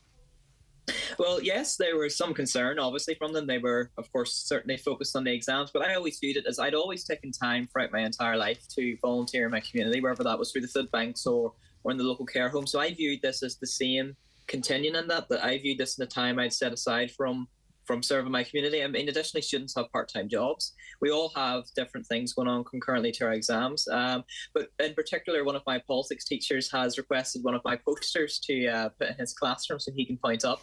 So he's certainly very supportive. Yeah, and I suppose that the question is what next for you? Because there's one thing, and it's an amazing achievement, balancing studying for and sitting your A levels.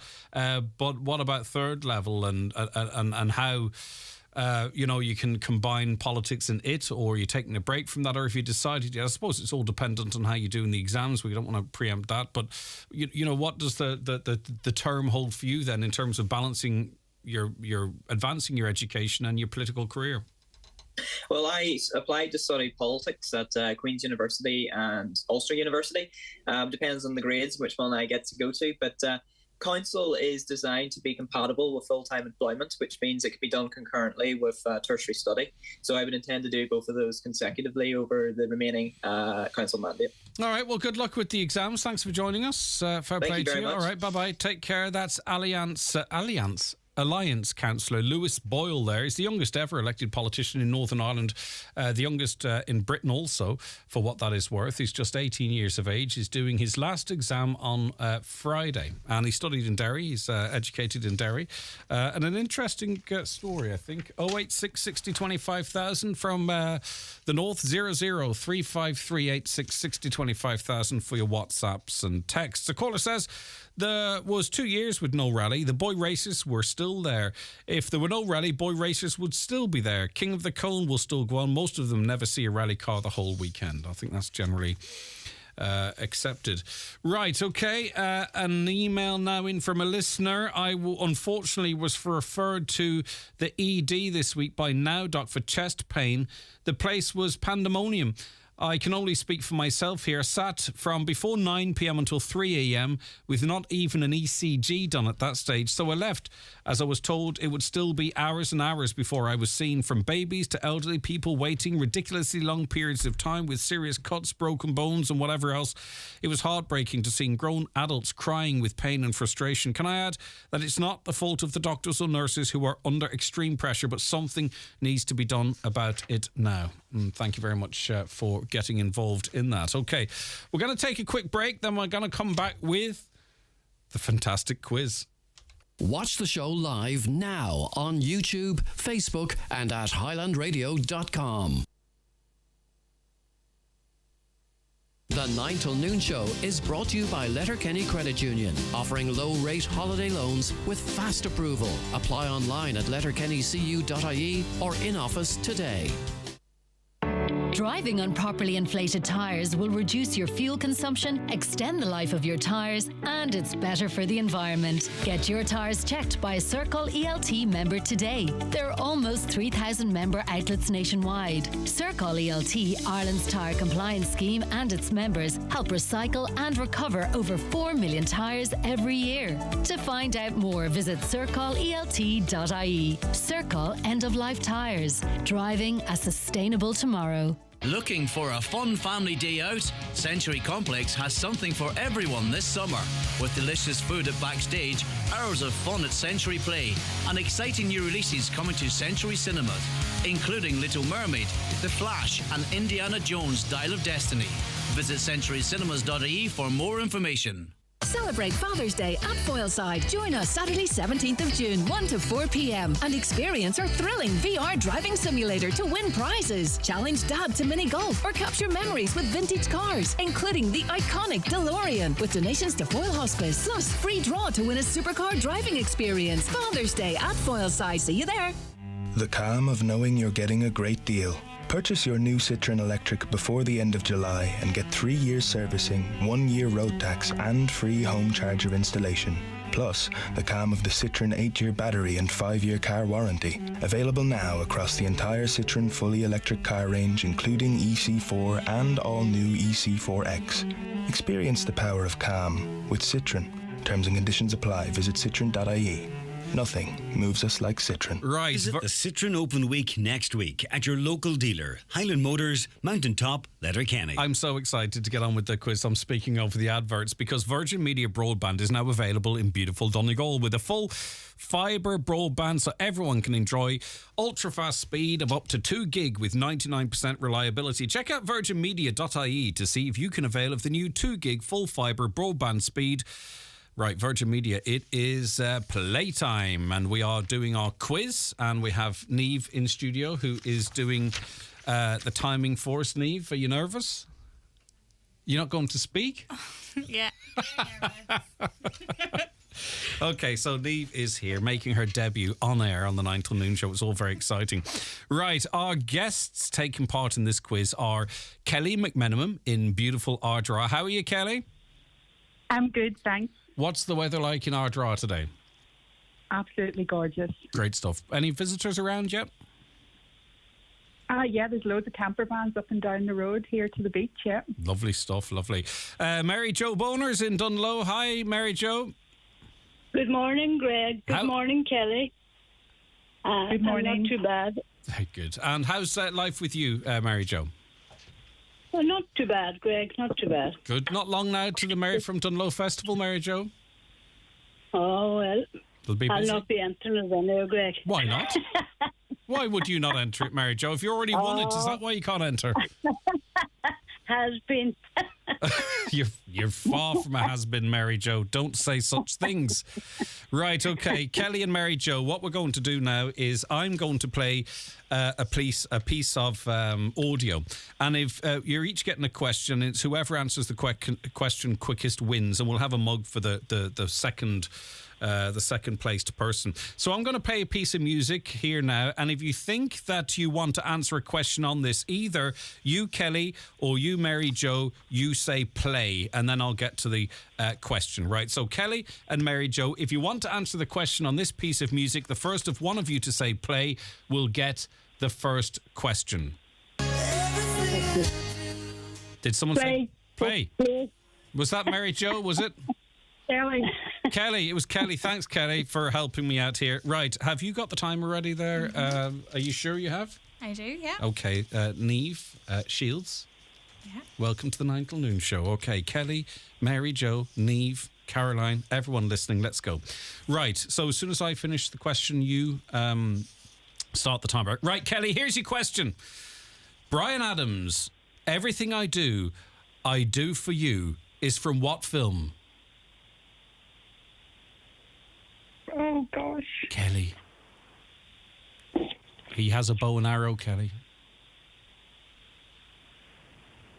Are you Googling it? No. Do it. Google I'm it. blank. Okay. We're all blank. We're all blank. Oh, God. Right, okay. Stop the clock. Right, stop the clock.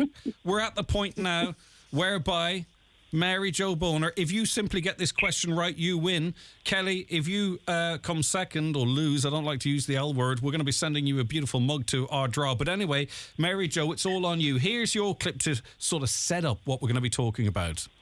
Frankly, my dear, I don't give a damn. Which is pretty much what Caroline says to me every single morning when I ask her what's coming up on the programme. Right, anyway, the question for you, Mary Jo Boner from beautiful Dunlow is... Frankly, my dear, I don't give a damn is a line from what famous film? Oh, my God. Come on, Mary I don't Jo. watch film. Oh, you want this one now? Come here. You must have watched Give me a clue. Well, I can't now. I can't give you a clue because Kelly didn't get hers right and I'll get shot. Where's the tie-break question? Did you do one? Can I answer it? Do you want to answer that one? Yeah. Yeah, well, you won't win, but you can answer it, yeah? You tell me, Kelly. Kelly, come on. What's the answer? Go on with the win. Yeah, right. Okay, come here. No one did a tie-break question out for me, so I'm going to have to make one up, all right? So I'm going to name a song, and whoever of the two of you shouts out the answer first will win, okay? And it's very exciting. So you, Niamh, you're the judge here. Right, so here is a song, and it's very relevant to this very sad news that we heard from yesterday. The first word of the song I'll say, and then whoever shouts the second word first wins. The name of the song is from Aslan, and it's Crazy. Dreams. No. Kelly, do you have an answer? Or was that Kelly that shouted? Thank you. Crazy World, Crazy World. Yeah, who got that? Kelly. Kelly, Crazy World. Oh, thank God. Right, Kelly, you've won a €100 voucher. Yes, thank you. Mary Jo Boner, you are officially Highland Radio's entry into the Mary from Dunlow Festival. A mug. And a mug. Yeah, I'm not the only mug today. You're getting a mug as well. And our love and big kisses down the telephone line to you. Thank you for being good sports, both of you. I really appreciate it. Thanks, Kelly. Well done on winning. Thanks, Greg. No Bye-bye. problem. Take care. And Mary Jo Boner, lovely to chat to you as well. And as it turned out, don't you go anywhere yet for a second, please. As it turned out, Niamh, we didn't need you. Oh, brilliant. Okay. Caroline, what would you give that out of 10 today? Come here. Come back here. What would you give that? 2 out of 10. Right, okay. It was 0 on Monday. Thanks, Niamh. No Great problem. to have you on. Thank you Thanks. so much indeed. Thanks to Kelly. Thanks to Mary Jo. And can I just say, by the way, that Virgin Media full fibre broadband has arrived in Donegal, and to celebrate, tomorrow on the 9 till noon show, we'll be giving away another €100 one-for-all voucher every day, courtesy of our friends at Virgin Media. Check out virginmedia.ie to see if you can avail of the new 2 gig full fibre broadband speeds. Now, can I just say, I didn't create this quiz. It was handed to me in this form. So I'm doing my best. Right, okay. I thought I enjoyed that anyway. Back with more after the break. The 9 till noon show is brought to you by Letterkenny Credit Union, offering low-rate car loans with fast approval. Apply online at letterkennycu.ie or in office today. Hi, Pauline McLean here, sharing something really important. When someone's having a stroke, minutes matter because 2 million brain cells die every minute. So call 112 or 999 if you see any of these FAST signs. F for face, has it fallen on one side? A for arms, can both be held up? S for speech, is it slurred? T for time, it's time to call 112 or 999 fast. Learn more at irishheart.ie. Happy Father's Day! This Father's Day, choose Dolce & Gabbana, Gucci, Cool Water, Diesel, 1 Million, Jean Paul Gaultier. Choose McGee's Chemist, Main Street, Letterkenny. Happy Father's Day. Welcome to the Spa at Orchids, one of Europe's largest spas at the Holyrood Hotel, Bundoran. Discover tranquility in our Japanese-themed garden, boasting 7 treatment rooms, seaweed baths, and a secret garden with an outside hot tub and sauna. Now, let me take you to the heart of Bundoran, where you'll find the Holyrood Hotel Spa and Leisure Centre. Don't miss out on our exclusive midweek hotel specials. More information at holyroodhotel.com. Our wide range of 2023 Skodas are going fast. This is the sound of the Breen family getting their powerful diesel Kodiaq. And this is fully charged Fiona, driving away in her electric Skoda Enyaq. And this is the sound of someone who didn't place their order in time. Order your 2023 Skoda today, before it's too late. Skoda. Made for Ireland. Your local Skoda dealer is DMG Motors, Clare Road, Donegal Town. Telephone 074 9721 396 or visit dmgmotors.ie. The Lennon Festival are delighted to announce that the RNLI Soapbox Derby will be held in Romelton on Sunday the 2nd of July at 2 p.m. Entry fee per cart is €20 and all carts must be registered before Saturday the 1st of July by calling PJ Bonner on 087 2899 232. And you're welcome back. So it was with great sadness that we learned of the passing yesterday of Christy Dignam.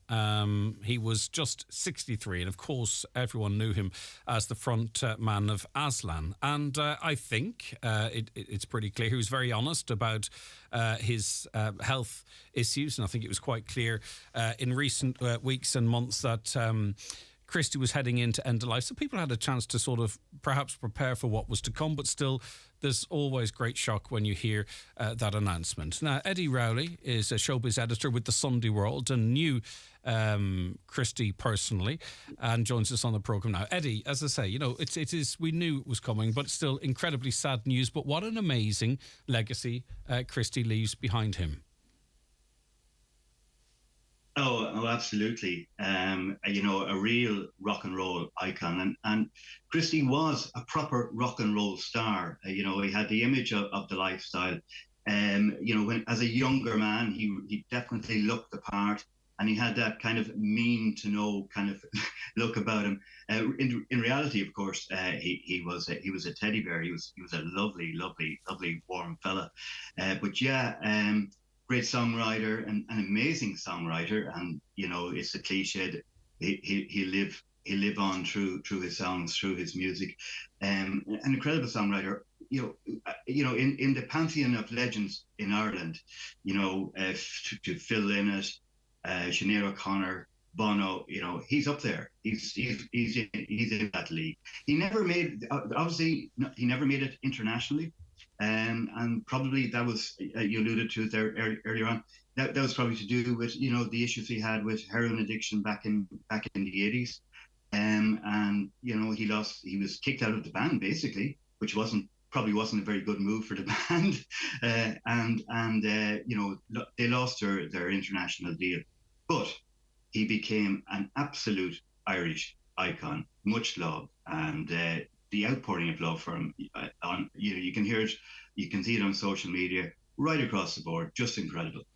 Yeah, and it's 2013, I believe, when he was first diagnosed with the rare and incurable cancer, and I suppose we were able to enjoy him and have access to his talents and arts for longer and more often perhaps than we could have expected when that news was first released. That's right, Craig, because he said, in a way, it was a blessing, a small blessing, having cancer, because it made him focus on what was, real in life, to focus on the music and on the songs, and also to clean up his act and to try and stay as healthy as possible. And by staying as healthy as possible, he was able to do an awful lot more. As we say, if you stay out of the pub, you'll get an awful lot more work done. So he did focus an awful lot more on his work. He recorded a lot more. He recorded a great album. He did a lot more TV. He whenever he could, did a huge amount of live shows. And so we did get to connect with him more in that decade, particularly through the Late Late Show. There was a couple of Late Late Show appearances there that really resonated and really connected him to a whole new generation, and to refocus the older generation as well. Yeah, and some of his more recent work was, in my view, some of his best work as well. I mean, it's subjective, okay, and it depends on the type of music you like and the tone of it, and it kind of reminded me a little bit of other artists that, as their time was drawing near, some of their we had some of their Johnny Cash springs to mind for me. I mean, I love some of the stuff that he did, and also I would put Christy in that category too. I really liked some of the work that he did because it came from a different place later in his life. It did. Well, of course, he was reflecting on his life and on the future, and and what was real, and family was a lot to do with it. His wife fed into his songs as well. She was a great woman. She stood by him all through the ups and downs of his life. Kept him together, kept family together. Family was huge for him. That fed into his songs as well. And Christy was a highly intelligent guy. He was a very, very deep guy, very, very spiritual in his own way, and a bit of a philosopher as well, and a very inspiring man. And that all comes through in the music. Yeah, and because we're a small country, we don't really have celebrities as such, on a scale, if the truth be told. But he was a superstar. But also, as it relates to Ireland, Dean, this is the last question, he was very accessible. And there's very few people of certain ages listening to us that will not at some point or other seen him live, or maybe got a picture with him, or had a brief conversation with him. And that's just the nature of our beautiful country, isn't it? It is. And he was a very unstarry person. He was a very humble guy. And he was a real people person. He loved people. And Aslan made their living, their bread and butter was playing live. So they played every pub and every hotel in Ireland, up and down the country, for years and years and years. They probably met everybody. He probably met everybody along the way. But he loved that, and he loved Ireland. And he said, the difference between U2 and Aslan was that U2 were a world band. Aslan were an Irish band, and Christy was definitely, a true great Irish man. All right, Eddie, listen, thanks very much for your time today. It's greatly appreciated. And that's Eddie Rowley there, showbiz editor with the Sunday World. Okay, let's take a bit of music, shall we? We're going to go maybe something a little bit different. And what we might play is... beg your pardon. What we might play is a track from when Christy was on the Late Late Show, and he performed The Green Fields of France with Finbar Fury. So let's enjoy that.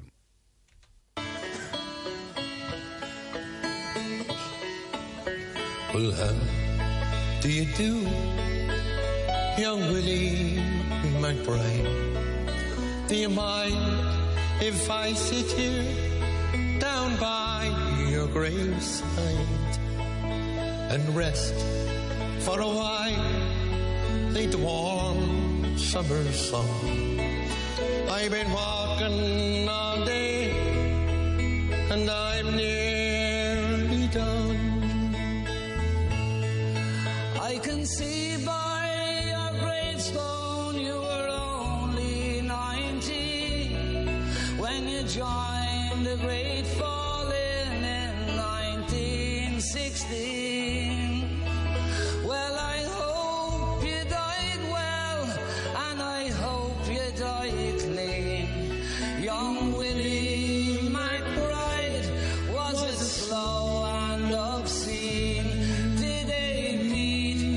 drum slowly? Did he play the fife slowly? Did they sound the dead march as they lowered you down? And did the band play the last post and chorus? And did the pipes play the flowers of the forest?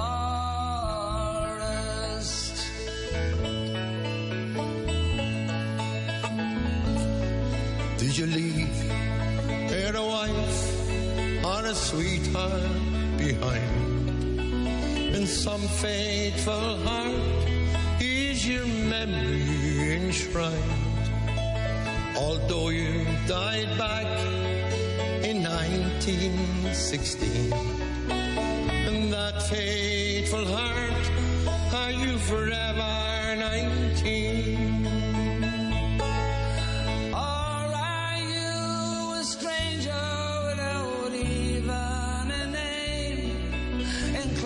Down forever behind a glass pane, on an old photograph torn, battered and stained, and faded to yellow in a brown leather frame. Did they beat the drum slowly? Did they play the fife slowly? Did they sound the dead march as they lowered you down? Did the band play the last post and chorus? And did the pipes play the flowers of the forest? All right, that is Finbar Fury and the late, great Christy Dignam there. OK, we're joined on the programme now by the Ombudsman, Gerard Deering. Good morning to you, Gerard. Thanks for your time today. Good morning, Greg. Glad to be here. It's great to have you on the programme. Now, we have been speaking about access to toilets and other services, car parking spaces today in the show for people with disabilities. And by a scheduling coincidence, we're talking about now the lack of government action on transport access issues for people with disabilities. And you haven't held back, Ger. Shameful neglect is how you've described it. Yes, Greg. Very often on programmes such as yours, we're discussing the sins of the past, if I were to put it that way, and the inadequacies and how people were treated. But this is very current. 40 to 50 years, we had 3 schemes in the area of assisting people with disabilities to either access a car, to buy a car, to get either the tax back or assistance towards it, or to get an allowance so that they could use a taxi. Or it was all about helping people to get out of their homes, to engage in normal activity like work, like shopping, like all the things that people take for granted. But 10 years ago, this office, my predecessor, did an examination of some of these schemes and found that they were too restrictive. For example, one of the schemes, there was a cut-off at 66 years of age. So the thinking was you didn't need to drive or get out of your home after 66. And they rightly called that out as being discriminatory. And this was 10 years after the legislation actually had been passed, making such activity discriminatory. In another scheme, we said the criteria were too narrow. And again, what the government did in response to both of those, which was most unfortunate, was to stop access for new applicants. So if you take somebody with 20 years of age 10 years ago, when these schemes were, when access was stopped for them, they're now in their 30s and still waiting for new schemes to assist them to engage in society and to travel and to move around. And I think probably in your own county more than any, this access to personal transport is necessary because of the limited public transport that's available. Yeah, indeed. And it was only last week we had contact from a listener who can't avail of the local link service, for example, because they can't get up onto the bus because the steps are too steep. Yeah. And you know, I mean, that... These are very definitely the kind of things that need to be dealt with. And, you know, the biggest difficulty that I feel exists is that we don't now know who's responsible for bringing in the new schemes. Because the latest report, which was from the Department of Children, Equality, Disability, Integration and Youth, actually states, and I quote, the question of leadership in advancing the next steps remains open. So we no longer know now which department and who's responsible. The only scheme that's actually left is a scheme which does assist people to purchase, to get tax relief when they purchase a specially adapted vehicle. But the problem is the criteria for that. There are 6 very stringent criteria for that, and it excludes a whole range of people who have mobility issues. So the issue here should be your mobility or your lack of mobility, rather than the 6 criteria. And in fact, that scheme now, while people can still access it, you need a certificate from your local HSE, which is based on the 6 criteria, which the government recently enshrined in legislation. And if you can't get that certificate, there used to be a board to which you would appeal. Now, much focus has been on the lack of that board, but the reality is there are 1,000 people waiting to appeal to the board if it's ever put in place. But it is unlikely that many of those people will actually qualify. But is this the same board that there was a mass resignation from because of its ineffectiveness? Right, okay.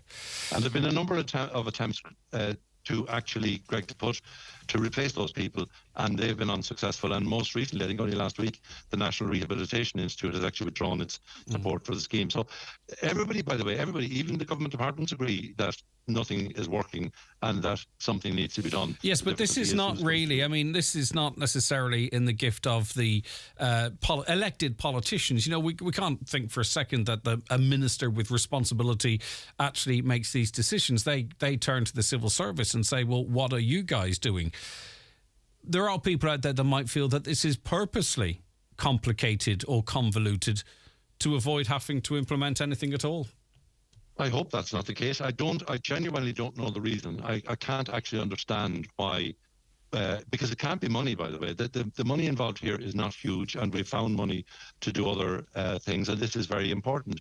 So, and I'm not sure, I think people think it's complicated, but I don't know that it is complicated as it's being made. Yeah, but those 6 criteria, someone thought those up, right? And they would have known they're incredibly stringent. They would have known the hoops someone would have to jump through to qualify.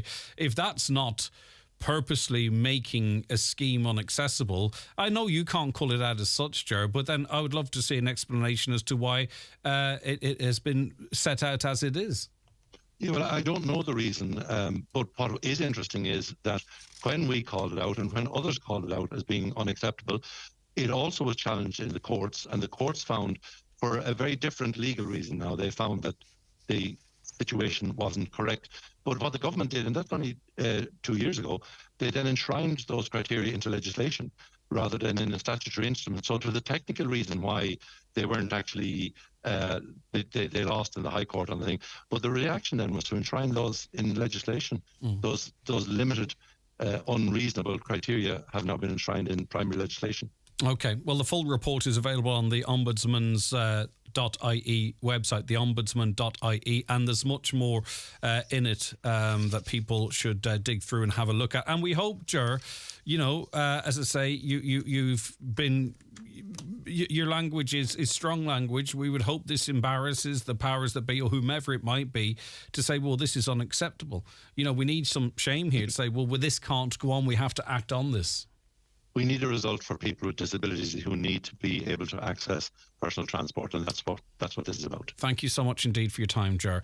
Slight apologies for the crackling on that line, but I hope that you all got to hear, I'm sure you did, exactly what Ger Deering, the Ombudsman, was saying, and we appreciate him making himself available to us. 086 60 25,000, WhatsApps and texts to that number, or give us a call on 074 91 25,000. We've business news coming up in the next hour, amongst other things, so we'll see what's happening in the world of business across the region, and have a look forward to Highland Radio's Business Matters podcast. Kieran will join us for that, and so much more besides. All right, stay where you are. News on the way. The 9 till noon show is brought to you by Letterkenny Credit Union, with monster loans available up to €60,000 for all occasions. Visit letterkennycu.ie. Donegal County Council would like to invite residents of the Donegal Town and Ballybofey-Stranraer areas, members of the public and other interested parties to participate in the second public consultation for the Barnesmore Gap Greenway project. The project is now in the option selection stage, and the purpose of the consultation is to inform the public of the option selection process and to invite feedback on the route corridor options which have been developed. The public consultation will take place in the Abbey Hotel in Donegal Town on Wednesday the 21st of June between 12 12 and 8 p.m. And Jackson's Hotel in Ballybuffet on Thursday the 22nd of June between 12 and 8 p.m. County Council staff and their design consultants will be present on the day to listen to and to register your views. For additional project information, please visit the dedicated project website at barnsmoregapgreenway.ie or contact the Donegal National Roads Office on 074 9724 500 or by email at design@dnrdo.ie. How safe is your automatic gate? Automatic gates are powerful and can cause death or serious injury. They should only be installed and maintained by private security authority licensed contractors. Whether in your home or at your business, don't take risks with your safety or the safety of others. Ensure your automatic gates are serviced and maintained in accordance with the manufacturer's guidelines. Have a private security authority licensed contractor check your gates. For more information, visit psa-gov.ie. With July around the corner, it's time to get your 232 ordered. With low finance rates, it's time to find out why Nissan is dominating the Irish market. With petrol, e-power hybrid and electric models. Call into iMotors today. We're sure to have a Nissan model for you. Clonmany Agricultural Show Monster Draw, €100,000 in prizes. First prize a Valtra Tractor A105 High-Tech or a Skoda Kodiaq car. Second prize a Skoda Fabia car or €10,000 plus 8 other cash prizes. Tickets now available online at clonmanyshow.com or from any committee member. This would make an ideal Father's Day gift.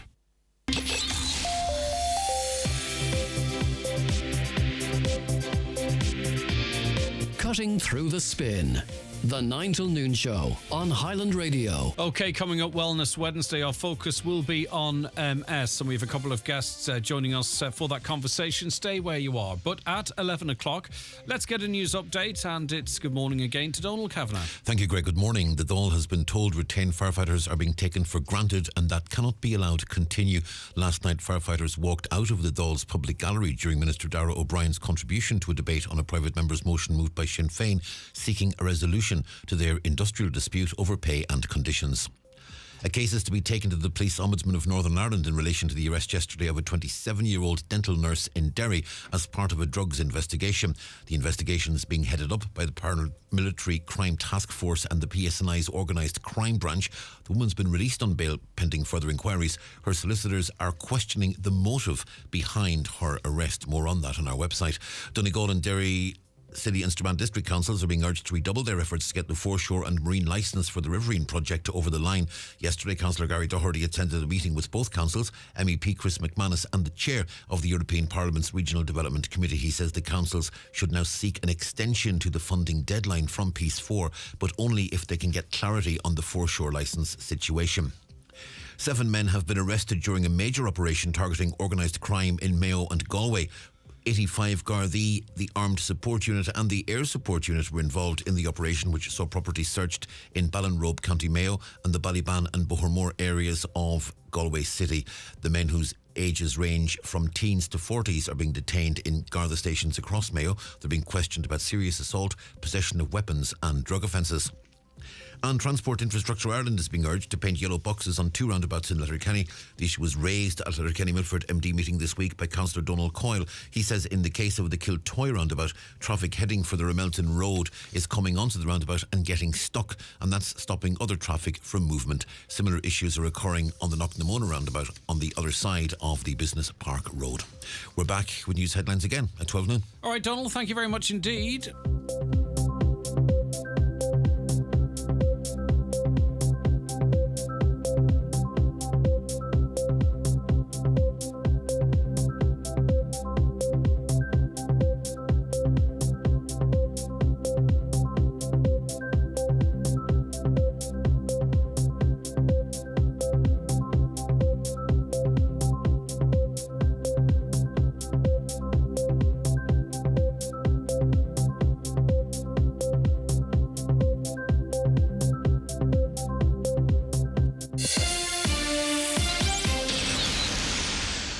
Irish Life, we've been helping people make smart investments for over 80 years. For actual trusted advice for your money, search Irish Life or contact your financial broker or advisor. A better life with Irish Life. Irish Life Assurance plc is regulated by the Central Bank of Ireland. Irish Life Financial Services Limited is regulated by the Central Bank of Ireland. Irish Life Financial Services is tied to Irish Life Assurance for life and pension products. Okay, you're very welcome back to the programme. We're talking now about wellness. We're on to Wellness Wednesday now, and it's World MS Day was recently celebrated to raise awareness of the condition. This week on Wellness Wednesday, we talked to Maggie Green, who has MS from Creasla, and a lecturer, and is currently doing her doctorate at DCU. And also we have in studio with us Catherine Peoples, Regional Coordinator and Regional Community Worker. Both of you, thank you very much indeed. Thanks, Greg. It's great to have you in. We really do appreciate you calling in. Maggie, when were you diagnosed with MS? I was diagnosed in 2016. Yeah. So it'll be 7 years this year. And it came as a bit of a shock initially.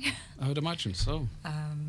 Started out with what they thought was a pinched nerve, and ended up going back in a few times before I was sent for an MRI. But after that, my diagnosis happened quite quickly. And I suppose I was really lucky. I had when I went on to Dr. Google to search MS, I ended up finding MS Ireland quite quickly. Yeah. So that was reassuring for me. And there's so much to process, isn't there, with something like that there? I mean, it all depends on our personalities. We go on to Dr. Google, used to say, we catastrophize, we question where we'll be, what our role might be in those lives around us. I mean, there's so much to process all in that. Does it seem like a blur, or can you recall that? No, I recall it all very clearly. I suppose my initial thoughts when I heard you have MS were about my kids. And I've always been very active, and I'm a very busy person, so I suppose I was worried that I wouldn't be able to look after them, and with the uncertainty of MS, not knowing how it was going to progress, there was always that worry about, wanting to be able to stay as active as possible with the children, for them to see me as that active mummy that they'd always known. So that's where my head went initially, and it took a while for me to accept my diagnosis and to realise that I had to have a wee bit of balance and rest and take help when it was offered, rather than being fiercely independent, which is my toxic trait. So, and then thinking about work as well, and would I be able to keep working? And for me, study is a huge part of my life. And when I was diagnosed, I was in the middle of my second master's, and I was worried that I wasn't going to be able to complete that. And I had hoped to go on and do doctoral studies after that, but I postponed that then until COVID hit, when it seemed like a good idea again. So now, you are delightfully softly spoken, but can I ask you then just to move forward just slightly so we can hear you clearly? Yeah. No one likes the microphones stuck in your face. Okay. So before you were actually diagnosed, for how long did it feel there was something just not quite right, or however you want to define it? Yeah, so for a couple of months, I suppose my husband was away working at the time. He was in Antarctica, and I was at home with the kids, and I suppose I was really tired, and thought maybe I was tired because I was working so much and because I was looking after the kids by myself. And then I started to get numbness in my hand and started to get quite a bit of pain in my arm. And when the doctor said, you're a busy mum, might be a pinched nerve, I kind of took that. You hang on to that, because that's right. That's okay. I can deal with that. Absolutely. Yeah. And then progressively, I got more and more fatigued, and I would describe it as I felt like I was walking through wet sand. That when I was moving, it felt really, really hard to move my legs. And then I saw another doctor, and when she said, I think we should do an MRI to rule out MS, I thought, okay, we'll rule it out. I didn't expect that it would be, my diagnosis at the end of the day. But after that, then I suppose my symptoms did get worse for a while. Yes. But because I was diagnosed with relapsing remitting MS, they did abate after a while. And And when you say abate, does that mean that things return to, in inverted commas, normal? Or is it that any worsening ceases for a period? For me, I generally go back to my baseline, so I might still feel fatigued, yes, but the numbness goes away, the pins and needles go away. Sometimes the pain goes away, but the pain does come and go. For me as well, my eyes, sometimes I would have blurred vision, yes, and sometimes that takes a while to go again. but I suppose when I say like they abate and, you know, return to that inverted commas normal, you know, I can go to work and I can look after my children and I can study and, you know, I can get back to what is my normal. Yeah. Although I still have to be very careful to balance my energy. You know, I have to be careful about what I say yes to, whereas I used to say yes to everything. Yes. Now I have to think, right, do I actually have the energy for that? And you talked about how it took a while to come to terms with the diagnosis. I think that's the terminology you used. But I presume it's an ongoing process to come to terms with having the condition and it coming and it going and where it might go. I suppose for me now, when I think about my MS and my experience of MS, it's always the uncertainty, because you go to bed at night and you don't know what you're going to be like when you wake up in the morning. So I think that part for me will always be difficult. You know, I accept now that I am a person living with MS. I accept that I have to have a wee bit more balance in my life than maybe I had. But I also, I suppose, want to hold on to those other parts of my identity. You know, I have MS, I live with MS, but I'm a mummy and I'm a lecturer, I'm a teacher at heart, I'm a student, I'm a daughter, I'm a sister, I'm a friend. You're not defined I'm by not, it? Is that kind of what you're saying? Or? It's part of my life, but it's not, I suppose, the core part of my life. Yeah. And, I mean, explaining it to people and young people and stuff, I'd imagine that's incredibly difficult, is it? Or is that something you've had to do? Or it's something that I have had to do. I suppose with my children, I've always been quite open, because when I didn't tell them initially, they were worried about what was wrong with me. And I thought, right, I need to be open and I need to explain to them. And I explained in very simple terms that I'd been diagnosed with something that meant sometimes I was going to be tired, sometimes I was going to have pins and needles. And, you know, as they grew up then and they gained a better understanding, they're au fait with Google now too, so I didn't want them searching things, you know, and finding out misinformation. Yes, exactly. Yeah, I didn't think about that. So I've always just been quite open with them. And then I suppose from being involved with the readathon and having worked in schools for so long, the children I've taught over the years have found out that I've had MS as well. And I suppose it's always just framing it around, you know, I suppose what children will understand and what's appropriate to tell them as well. Yeah, and in terms of how this will affect you going forward, and I know, have known and do know people with MS, and there's an uncertainty there, or you know what I mean, and it affects people in different ways, and some people it's in different parts of the body and all that. So for you, like, do you know what the path is ahead for you, or? No, and there's no way of knowing. I mean, I have relapsing remitting MS, but the thing about MS is, as Catherine knows, it can move. You know, you're not necessarily going to stay within relapsing remitting. So I don't know what my path is, but I suppose for me, I just want to live my life as well as I can for as long as I possibly can. So, you know, even for me taking the step of going back to university again, even with the uncertainty that I felt in terms of my energy, that was a big step for me, and it felt like I was really coming back to myself and, you know, having that acceptance that, yes, I have MS, but I'm still going to do the things that I want to do in my life. Catherine is with us as well. Catherine, is that microphone working? Hello? Yes, it is. Yes, you're also going to have to come a little bit closer to it for me as well. It's great to have someone like Maggie on board to discuss MS and for opportunities like this, isn't it? It is, definitely. You know, and her story is very real and identified to, I'm sure, a lot of people listening here today. And Maggie's very positive but real as well with her experience, because, you know, you can have bad days and, you know, obviously, hopefully more good days than bad days. And as you said yourself, Greg, it's uncertainty for people, you know, even to take opportunities like going back to university and that. And I suppose as a society, you know, as our organisation would always encourage people to, you know, obviously listen to their body and take the, have the balance, but at the same time, don't let MS rule your life. You know, people that want to do things and we're so lucky, I suppose, now in society that there's different ways around, even going back to university. It's not just great support there, and, you know, so, you know. Where are we at in terms of the research into MS, our understanding of it, on our treatment of it? Because it affects people in so many different ways, does that make it more difficult to sort of research and identify effective treatments? Yeah. Well, I suppose there has been huge, you know, research done over the last number of years, and like I'm even going back, you know, when I was diagnosed myself nearly 30 years ago, there was only one disease-modifying treatment available, beta-ferrin. And since that, during that past 30 years, the amount of treatments now is just unbelievable. Every year there's something new coming out. And what is amazing really that, for years, there would have been, especially for progressive type of MS, there would have been no treatment at all. Mm-hmm. But there is therapies out there now. And so we have come a long way in research, and even as we speak, there's loads of ongoing research in different countries.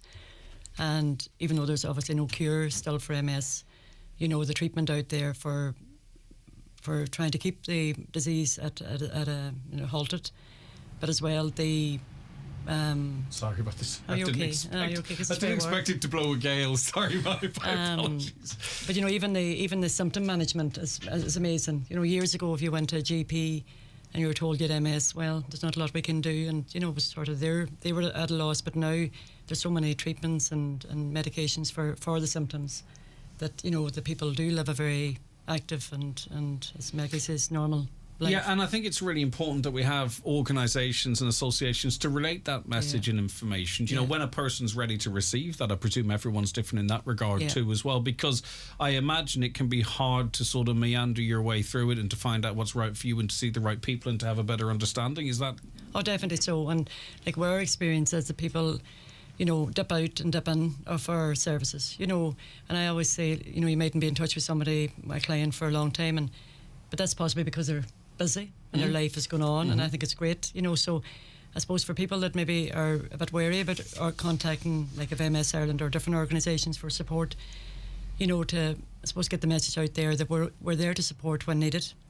But then most times then people get on with their lives and they might come back to us maybe at different periods when things are not so good, and they receive the support again and then they move on. Is there maybe a public perception or attitude towards MS and someone like Maggie maybe presents a different face to it or a different reality? Yeah, well, funny, we were just talking briefly about that before we come on, and because as Maggie said, there's so many different types of MS, and there can be, I suppose, a bit of maybe frustration, maybe a word, because not everybody is as lucky, to be as well as myself and Maggie, even though there has been periods where we haven't been well. But unfortunately, there is another side of MS where people, can be progressively quite in their symptoms and their disability. But I've found, I've worked for MS Ireland for 21 years, and it's amazing how positive and how courageous, I suppose, people are that are in that situation. That there's very few times where I've heard people complain or feel sorry for themselves. People are really, well, I think we are resilient. Oh, definitely, aren't we? Yeah, we are. And I suppose again, society has improved in a way that being in a wheelchair now should be no barrier. And I did listen to your earlier on, the girl talking, Catherine talking about the wheelchair access. It shouldn't be a case now that somebody, if they're in a wheelchair or using mobility aids, they shouldn't be prevented from taking part in every aspect of life. Why should they? Yeah. Exactly. And I mean, that's where, we would do a lot of advocacy work around that, or especially our national office, around access, and it's not just even mobility access, or, it's more about even going back to college.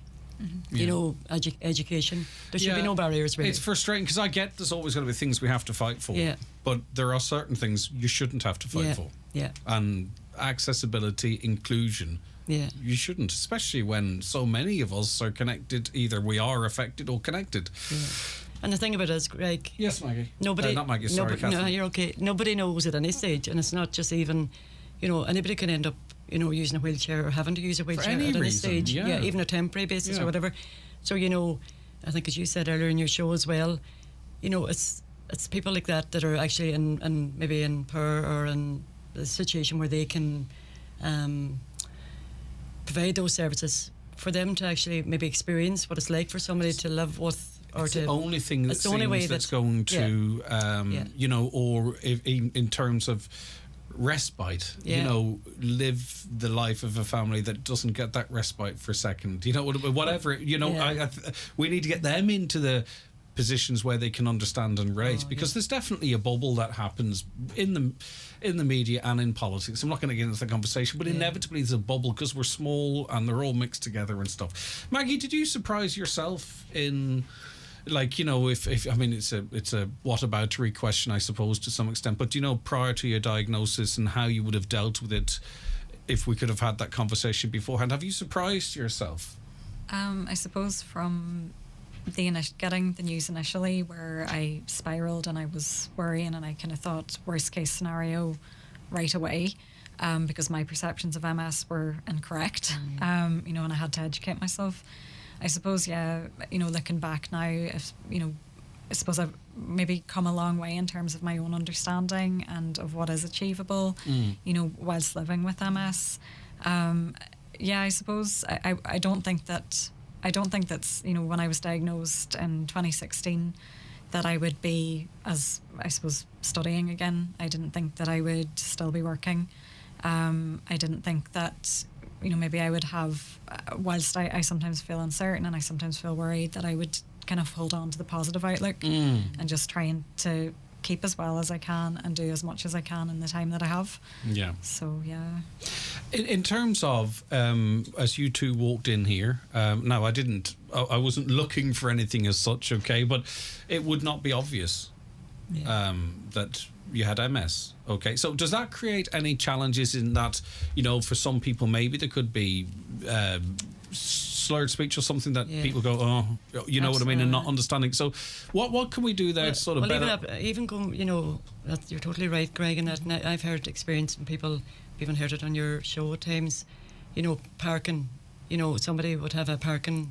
And they're challenged. Yeah, they're challenged because, you know, like myself, Maggie, well, I'm fortunate enough I don't need that, but for other people, fatigue is a huge issue, and to walk from, say if they're going to do shopping, to walk and to go around Duns and then have to park far away, so they need their parking, and they might come out of the Lake of Duns or and maybe be, well, why do you have that? Because, you know, there's nothing wrong with you. Yes. You know, and it's, again, I suppose, you know, it's misplaced concern, because a person might be in a good... the person might think they're being very well intended, advocating to people with exactly. disability. It's just a lack of knowledge and it's education, you know, and awareness, and I suppose that's where the like of this getting on here today is a great opportunity for us to, you know, to create awareness about MS, and it's so individual, and it's not all about wheelchairs, and it's not all about, you know, somebody could look really well, but they could have to maybe go to bed 3 times in a day with fatigue. You've seen the best of them that day. Exactly. Yeah.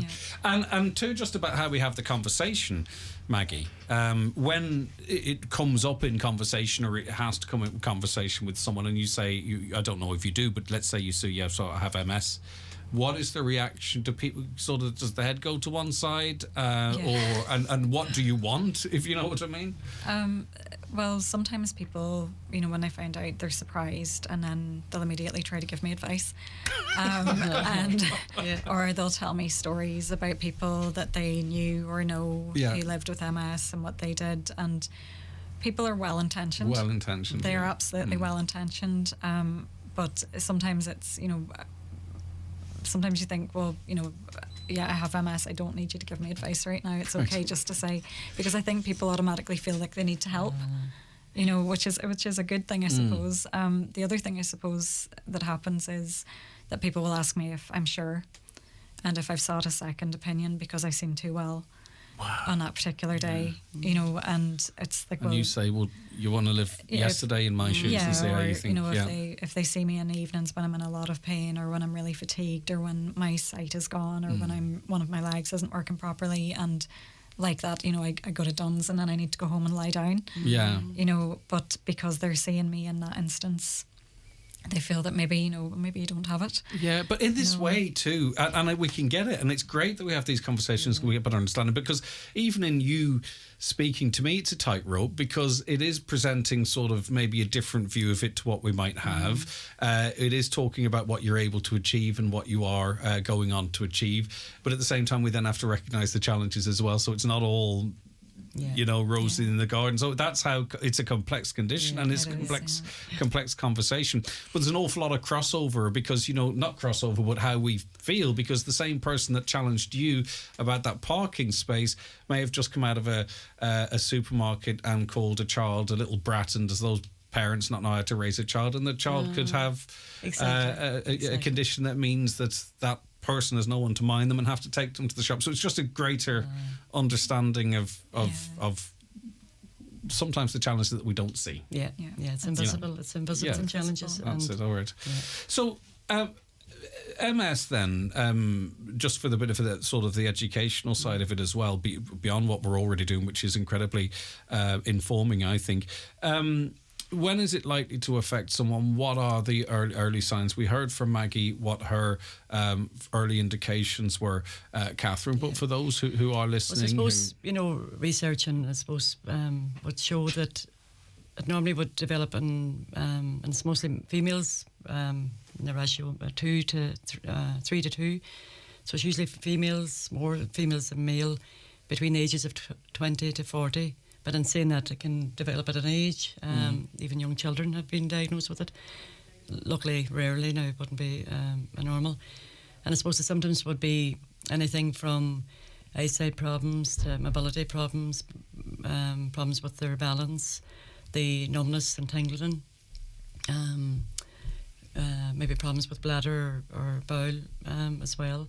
It's very, very varied. I suppose it's any part of the body. Cognitive, somebody could be mobility. I have clients who are totally fine mobility, even, can a very active physical life, but cognitively, memory and brain concentration kind of is thing, really bad. Yeah. So, it can attack any part of the body. But again, going back to treatments and that, I suppose the main thing is getting diagnosed as early as possible. Yes. Getting on the proper modifying disease drugs and keeping active. Getting in touch with other people that have it as well, for the peer support and just mentally, keeping your because you have to. Good mental health. Assume everyone joins that gang in inverted commas when it's right for them, isn't it? Because I've spoken to people that are, no, I can do this on my own. It's different for me, and that's perfectly fine. Whatever people feel, and then it's at that point they start engaging with the likes of MSR, and it's whenever anyone's. Well, we just an instance on that. Like we had a group recently. We took a group of about 12 people, maybe 13 people away with MS, all different stages now, and some people had it for years, some people were quite newly diagnosed, different age groups, and we had the best 2 days, and the feedback we got back from the clients, and it was just a simple thing like an opportunity to sit and talk to somebody else at the meal on one of the evenings to discuss, their experiences, and there was no sitting feeling sorry for each other or any tears or anything like that. It was just... And I think it was that feeling of support that, they went away thinking, well, I'm not the only one going through this. And if I am having a bad day, I can lift the phone and I can speak to somebody. Yeah, and it kind of reminds me of what you were saying, Maggie, about the well-intended people that speak to, that try and say the right thing. But then you speak to someone like the group that went out. It's, you get it. You get it's what a lived experience. Yeah, exactly. Yeah, absolutely. Okay. Anything, Maggie, you want to add? I don't know that you think we should take on board from you. I suppose just to build on that piece that Catherine had said about, your perception of someone might not always be correct. Like I've had people come up to me, and I had a woman come up to me in a supermarket once who thought I was drunk because of the way I was walking. And, I've had people, because my speech has been slurred at times, think the same thing. So just maybe to give people space because, you don't know what invisible illness someone is living with. And I think if we actually challenge our perceptions like that, we actually more generally will be better to each other. Oh, definitely. Yeah, I don't think it's specific to an illness or a disease. I think actually if we sort of count to 10 or 3, I think we actually just would be better to each other. As I say, that sometimes it's better to say nothing, Yeah. and be kind. Can't believe you're quoting the great Ronan Keating. Is that who? Oh, you say it best when you say nothing at all. Yeah. That poet laureate. Okay. Was it okay, Maggie? Wasn't as bad as you thought, was it? No, my nerves have calmed down now. Greg. Exactly. Okay, great. You did fantastic. Thank you so very much indeed for helping us understand. And Catherine, as always, thank you so much for everything really that you do. And it's just a case of a bit more understanding, a bit more tactile language, and not jumping to conclusions, and to understand that everything, lots of things are different for lots of different people, and to maybe dispense with our preconceptions. Absolutely. Okay, listen, it's been lovely having both of you in. Thank you so very much indeed. That's Maggie Green from Creasler, a lecturer, currently doing a doctorate in DCU in what? I'm looking at the lived experiences of autistic, gender diverse students in the Republic of Ireland. Okay, another lots of crossovers in stuff, isn't there? And Catherine Peoples, a regional coordinator with MS Ireland, isn't that correct? That's it. And regional community worker. Thank you both of you very, very much indeed. Okay, we'll be back with more on the programme after these. The county's #1 talk show, The 9 till Noon Show on Highland Radio. The 9 till Noon Show with Letterkenny Credit Union. Simplify your debts with a debt consolidation loan from Letterkenny Credit Union. Call us on 074 910 2126 or apply online via our app or in office today. The world is getting a little more. But maybe more could mean something else. More means more proactive green energy solutions. More means more wind turbines and more recycling. More means more biodiversity and more energy storage. More means more hydrogen and more solar farms, because more clean energy means more efficient living, means more thriving communities, means more energy autonomy. That's why we're more than Mona. Learn more at morethanmona.ie. Board Mona. Summer reductions on your favourite brands at Brian McCormick Sports, Brooks and Asics with 20% off. Check in-store and online. Brooks Glycerine and Adrenaline 22 GTS save 20%. Asics Keanu 29, Asics GT 2011 save 20%. Get ready for the summer and save 20% off your favourite kids' Asics trainers. Look the part, play the part. In-store and online. Click and collect on bmcsports.ie. Planning on renovating your garden this summer? Then look no further than Daleside Garden Furniture. With a full range of sizes and garden sheds, wooden and steel, summer houses, playhouses, outdoor canopies, fencing and much more. Find us on social media. Made to measure and one-off designs are our speciality. Call today on 087 112 4766. The groom goes free. The groom goes free. Yes, you heard it. The Groom's Room. Evolve Clothing, Letterkenny Retail Park. The groom goes free. Call in today. Terms and conditions apply. Enhance your skills with SafeTech's part-funded training programs. At SafeTech, we provide courses including first aid, roadworks, people moving and handling, confined spaces, electrofusion and machinery training for Ireland and UK sites. Also online programs such as water hygiene, construction supervisors, safety reps and much more. If you have a group for training, SafeTech will go to you. Contact SafeTech today at safetech.ie and take the first step towards upskilling and safety compliance. Highland Radio time checks with Expressway. Travel Route 32 from Letterkenny to Dublin when you book online and travel for less. Expressway, bringing you the time at... It is 11:30. You're welcome back to the 9 till Noon Show. How are you all keeping? Hope you're very well this morning. Kieran O'Donnell is going to be talking to us very shortly about the business news and this week's Business Matters podcast. Who's a very special guest, I'm being paid to say. More on that in a moment. What a voice Christy Dignam had the pleasure to attend Aslan concert a couple of years ago in Letterkenny, indeed. Hi Greg, the 4-lane road in the town, did you notice it is 3 lanes marked on the road at the Polestar roundabout going into town, crash waiting to happen, because people in the left lane and middle going the same way, whilst the left lane should be for only going left, need a sign to say get in lane. Even if you write it on the road and have a big flashing light, people won't get in lane because they want to nip down the outside of the traffic and turn the way into Letterkenny. And I get great pleasure when I pass them before the roundabout, not racing them, but just when they make the wrong, decisions. Right, in regards to the firefighters' strike, I'd like to share my views on being the daughter of a firefighter and now the sister of one. For many years, we have had a firefighter in our family, and it doesn't only have an effect on the firefighter, it has an impact on the full family.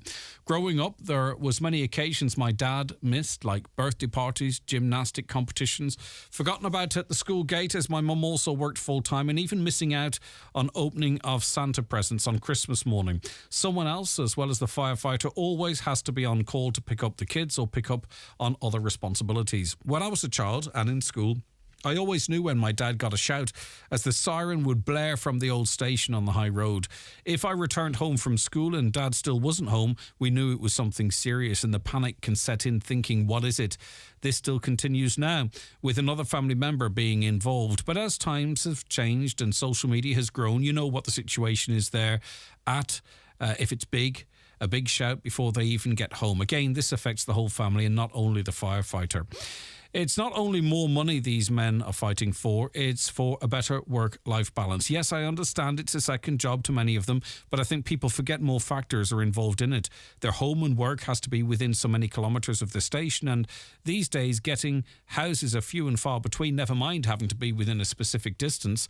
Many of them choose to be self-employed, as employers don't want to have a staff member who needs to constantly leave. Because it's a second job, it also has bigger tax implications. If these women go to look for a mortgage, it's only their retainer that's guaranteed, so no bank will even look at them.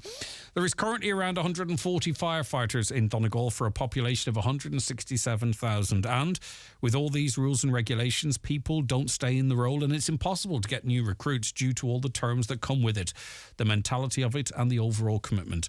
You could never unsee some of the situation these men and women see in their jobs, and personally, I think you couldn't get paid enough for some of it. I could say so much more on this, but I don't think people realise the impact of having a firefighter in their family has until they've been in the shoes and class it as only another job. So that is the message from the daughter of a firefighter and the sister of a firefighter now.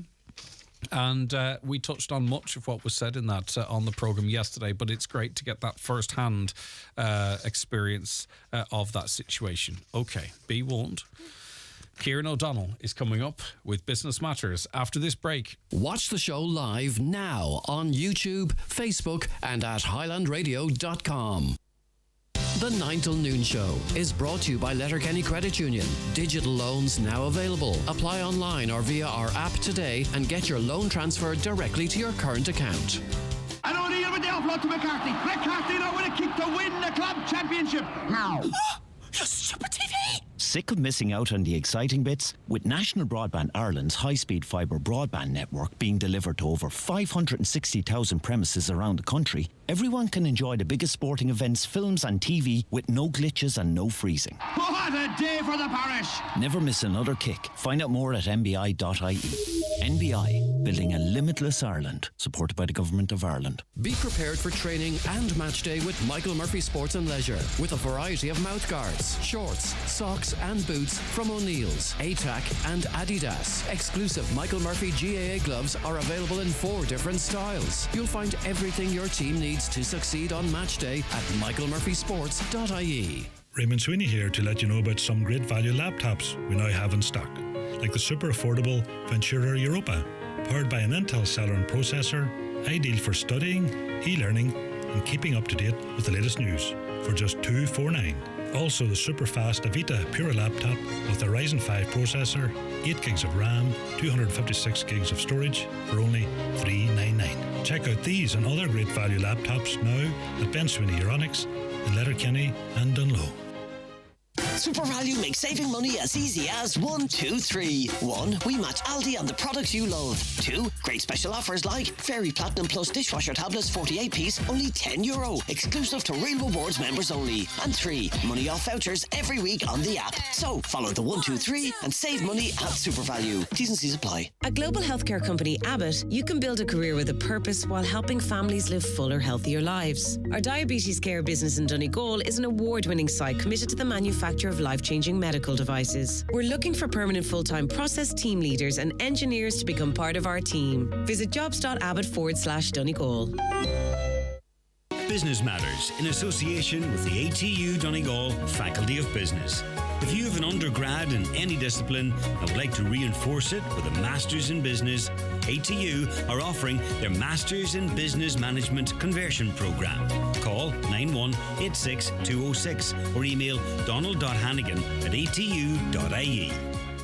Okay, Wednesday morning, 11:36, 11:37 just turned. In studio with me now is Kieran O'Donnell, the presenter of our business pod, Business Matters. Hi, Kieran. Good morning, Greg. How was your week? So far, so good. How is yours? Fine. Did you do anything interesting? Just wee bits of work and wee bit of running. Bits and bobs. Bits and bobs. Right, okay, let's get through some of this news, and then I'll ask you more awkward questions about your personal and private life that you haven't prepared for.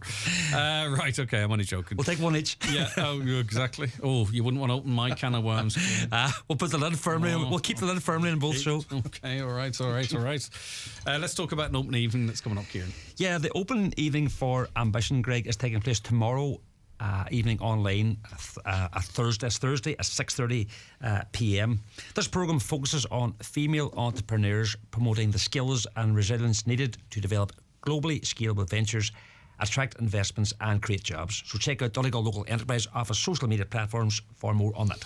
The Donegal Women in Business Network has a new president. Yeah, Larissa Finney has been elected as the new president of the Donegal Women in Business Network. The award-winning businesswoman, who is the founder and CEO of Accountant Online, takes over from Joe Daly, owner of Key West Restaurant in Donegal Town, who has had the chain of office since July 2020. We had both women on the programme at different stages, Greg, and we wish Joe well in her, I suppose, retirement, for want of a different phrase, and Larissa, we wish her all the best in her new role. Yeah, big shoes to fill, but no better person for the job. Right, Liam Cassidy, a Donegal man, he's got a speaking gig. Yeah, Donegal man Liam Cassidy, who's also the author of Make Your Factory Great and Keep It That Way, will speak at the Northern Ireland Manufacturing and Supply Chain Conference and Exhibition on Thursday, June the 22nd in the TEC Belfast. Liam is a senior advisor and consultant with over 40 years of turning around poorly performing operations, supply chains and suppliers. We would have had Liam on the programme, I remember that, last year. A fascinating individual and always a nice man to catch up with. All right, well done to a local law firm. They've picked up an award. Yeah, Lanigan and Clark Solicitors, practice based on Letterkenny's Pierce Road, was the winner of Civil Litigation Law Firm of the Year for Connacht and Ulster at the Irish Law Awards. The team, which is headed up by Gary Clark, was also a finalist in several other categories. Right, okay, and house for sale in Kinnegordon. Yeah, a guide price of €198,000 has been placed on Kinnegordon House, which has just gone on the market. Kinnegordon House is a protected structure and was built around 1780 and is set on just over half an acre, Greg. So according to Henry Keane, Sons of Balbuffet, who are handling the sale, the period house has been vacant for a number of years and requires renovation. So your pockets will need to be slightly deeper at least than the €198,000 asking price. That will be a fair assumption. Okay, right. Let's get on to this week's Business Matters podcast. Two interesting guests today. Yes, on this week's programme, Greg, I am joined by the CEO of Highland Radio and Letterkenny Chamber President, Fionnuala Rabbit, who hosted the Chamber President's annual lunch in the Radisson Hotel on Friday afternoon. I'm also joined by the leader of Sinn Féin, Mary Lou McDonald, who delivered the keynote address at the Letterkenny Chamber event. When I spoke to Deputy McDonald at the end of the 2-hour event, I asked her if Sinn Féin found itself leading up or being part of the next government following the next general election. What can businesses expect to be done better and done differently? Well, Kieran, just to say firstly that we are conscious that for us the opportunity to be in government will be afforded to us by the people. So everything that I'm going to say now, I say in a spirit of ambition and humility, not with any sense of entitlement or arrogance. But I believe we need a change of leadership in this country. I am very conscious of the fact that the Northwest, that Donegal, that Letterkenny has been left behind. And I am very clear that there has to be an ambitious, not just plan, but pace of delivery for Letterkenny, for Donegal and for the wider Northwest region. So what to expect if we are given the opportunity of being in government? Firstly, ambition. Secondly, pace. Thirdly, collaboration. And fourthly, and very, very importantly, a sense of direction. Yeah, and the situation facing businesses was laid bare at that very interesting event. You chaired the panel discussion after the lunch, so look, pace of delivery was one of the things that she touched on a number of occasions during her keynote address. Speaking to business owners, she would have said that, I suppose, attracting talent and retaining talent is a problem. She mentioned the delayed Riverine project because of planning problems, and delays in planning were something else that she mentioned a number of times. She also touched on the fact that maybe investment was lost in certain situations because of planning delays as well.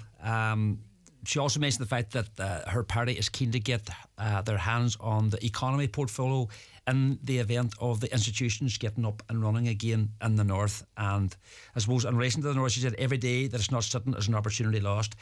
I suppose in terms of the gathering itself, about 150 people there from a diverse range of people that you would have seen yourself. That shows that people care about the Northwest and they're keen to hear what Sinn Féin had to say.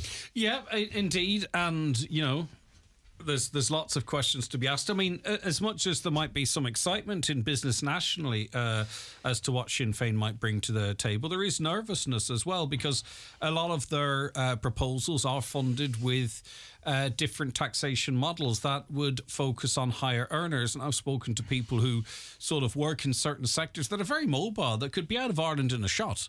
You know what I mean? Their roots don't run that deep here. And if the balance is not struck right in terms of taxation of higher earners, well, there are companies that can leave really, really, really quickly. So, as I say, what Sinn Féin means to business, as we have yet to see really, truly what that actually means. Yeah. Because every action has a reaction, Kieran. Yeah, and I suppose, look, businesses are listening. They're keen to see what lies ahead in the event of Sinn Féin forming the next government or being part of the next government. So it means a lot to them. And obviously, there's a big vote catchment there too when it comes to the business sector, and that's what Sinn Féin are after. But it's very blatant and very clear. They are lining themselves up for getting ready to be part of, if not leading up the next government. Yeah, and it was really interesting as well too to see laid bare the how education, investment in education, infrastructure, investment in infrastructure, hosting and business, the issue of childcare and the impact that can have on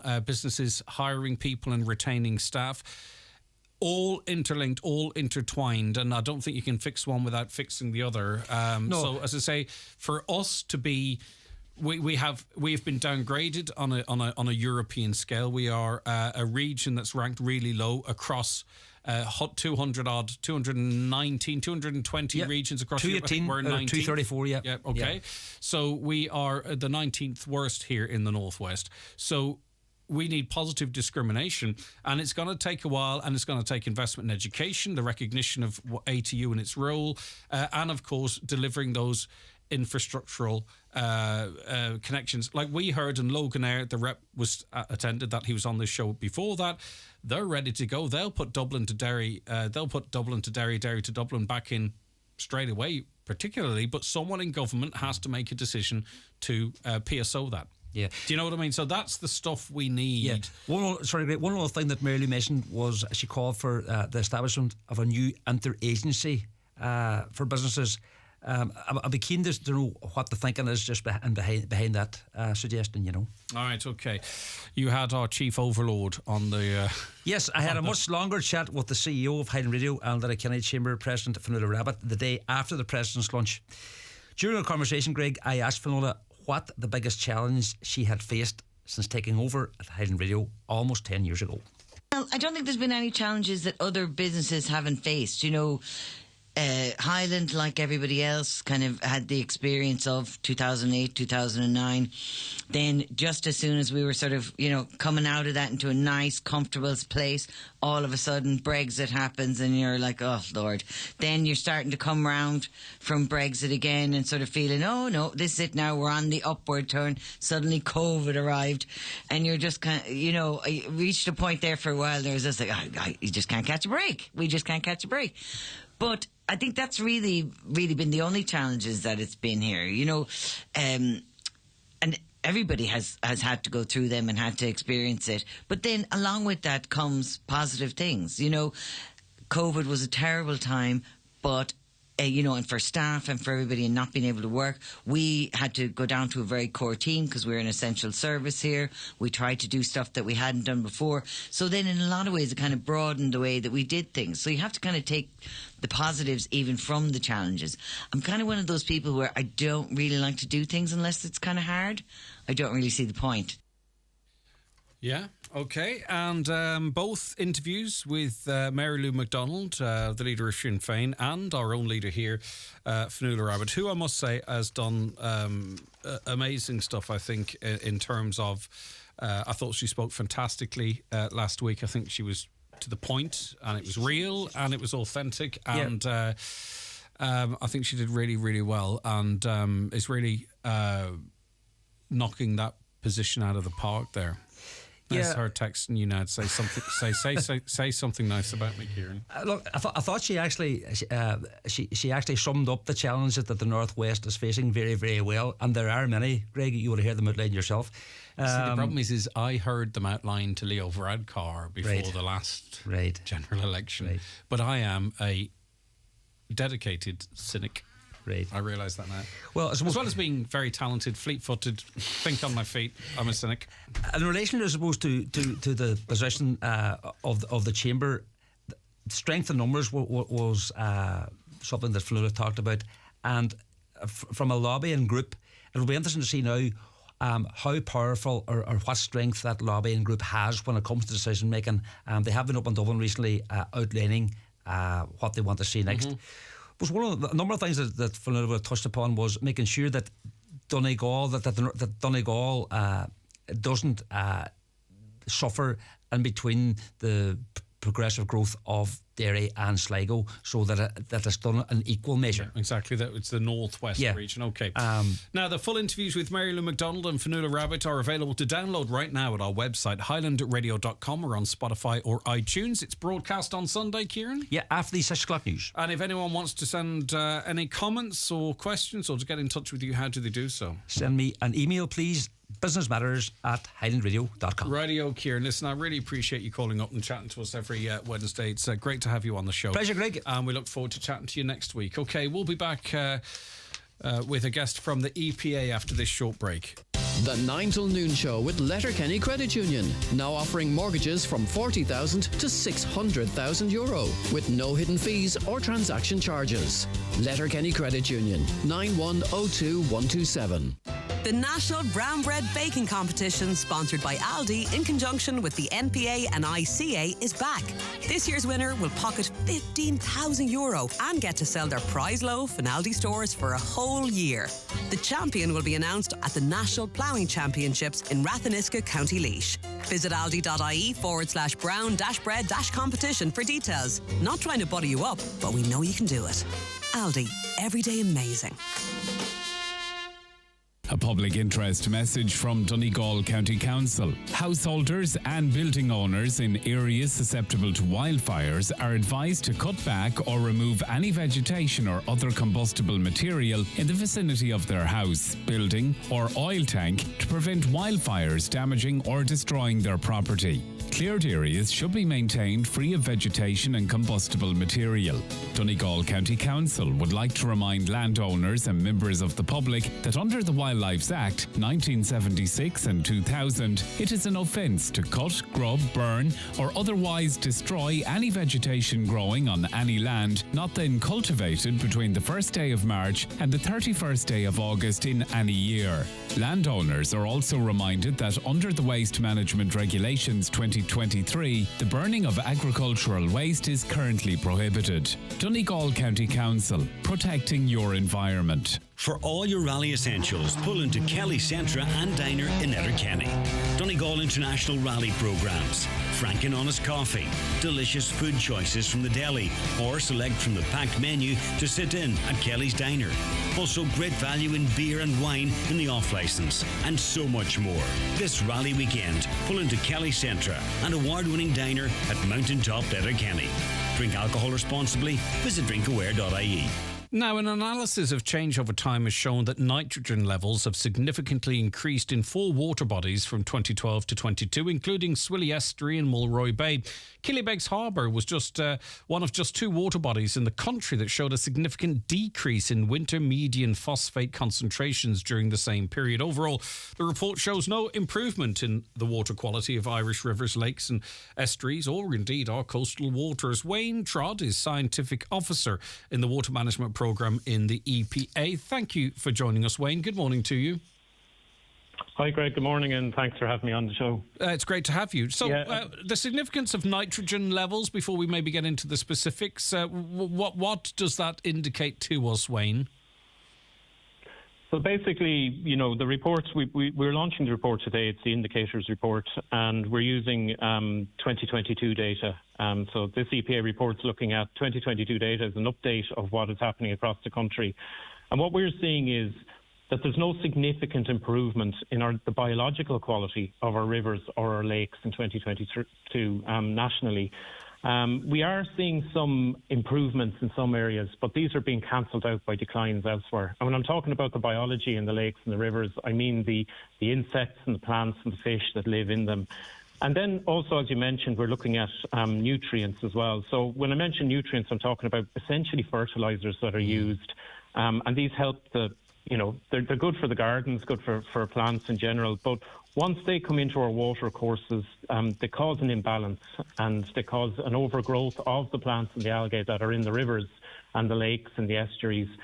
And this in turn clogs up the water courses and eventually starts to use up the oxygen. And it starts to degrade those ecosystems. And once that kind of starts, it tips the balance after a while, and we get quite a bad degradation of the ecosystems, and it can be quite difficult to get them back. I thought, perhaps naively, that we were making some inroads in relation to farming activities close to rivers and waterways, maybe clearer rules, better incentives, better enforcement. But over the 10 years covered here, there haven't been any improvements. So what does that tell us, Wayne? You're right to say that there have been inroads. There's quite a good kind of community level engagement happening at the moment. But what we're saying now is that really needs to be ramped up, and it needs to increase. And we need, I suppose, implementation of the Nitrates Action Programme for the farming community, and also better investment by Uisce Éireann when we're looking at wastewater. There is, without doubt, good work happening across the country, but we really need now to be ambitious and to ramp that up. Yeah, and that really, does it fall to, obviously, as you mentioned, Irish Water, Uisce Éireann has a role to play in there, but also the Department of Agriculture, for example.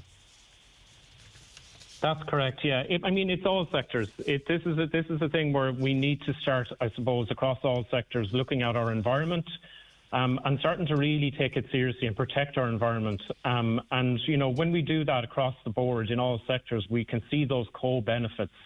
You can have a measure in one place that can actually, inadvertently improve your water quality in another place. Yeah, and every action has a reaction. It's a daisy chain effect, isn't it? One thing that starts off relatively small, as can change the environment in a river, for an example. But then eventually that does make its way to an estuary or the sea, and over time it just does start upsetting the natural balance that's there. That's correct. I suppose what we're seeing is that in certain areas of the country, and I suppose if you look at national averages as well, that the levels of nitrogen and phosphorus, that they're those nutrients that I mentioned, they're being applied on the land and, in excess amounts. And what's happening is the plants and on the land are using up a certain amount of it, but there's a lot of excess levels left. And when you've got that extra nutrients, they just get washed into the rivers and the groundwaters as well, and they start to, they go into the lakes and then into your estuaries as well. And then you get that as I mentioned, that overgrowth in terms of plants and algae. We all know that characteristic kind of pea soup water that you see in a lake with an algal bloom. That starts to happen. And once you see that kind of thing happening, you're looking at an imbalance in nature. You're looking at something where a certain species or a plant has got a competitive edge because it's getting those extra fertilizers, and they start to overgrow and clog up the system, and that imbalance then is not good for water quality. And as we said, nitrogen levels have significantly increased in Swilly Estuary and Mulroy Bay here in County Donegal over that 10-year period. Is it for all the reasons we've discussed so far? Yes, I mean, I don't have the exact data to hand for those estuaries, but what we're looking at in terms of excess nitrogen across the country really is we're looking at two sectors. It's agriculture in areas that are intensively farmed with freely draining soils. You're going to get nitrogen issues. And then if you have a wastewater treatment plant that isn't performing correctly, you're going to have nitrogen and phosphorus issues as well. Thanks, Wayne, for helping us through that. Take care of yourself. Have a lovely day. Thank you, Greg. Wayne Trott there, Scientific Officer in Water Management Programme in the EPA. And that's where we have to leave it on the programme for today. We'll be back with you tomorrow, of course, bright and early, 9 a.m. Thanks to Caroline Orr and Niamh, who worked on the show today, Niamh Shields. We appreciate their efforts. We appreciate you listening. Stay tuned. John Breslin's coming up around the Northwest after the news at 12. Have a lovely day. The 9 till noon show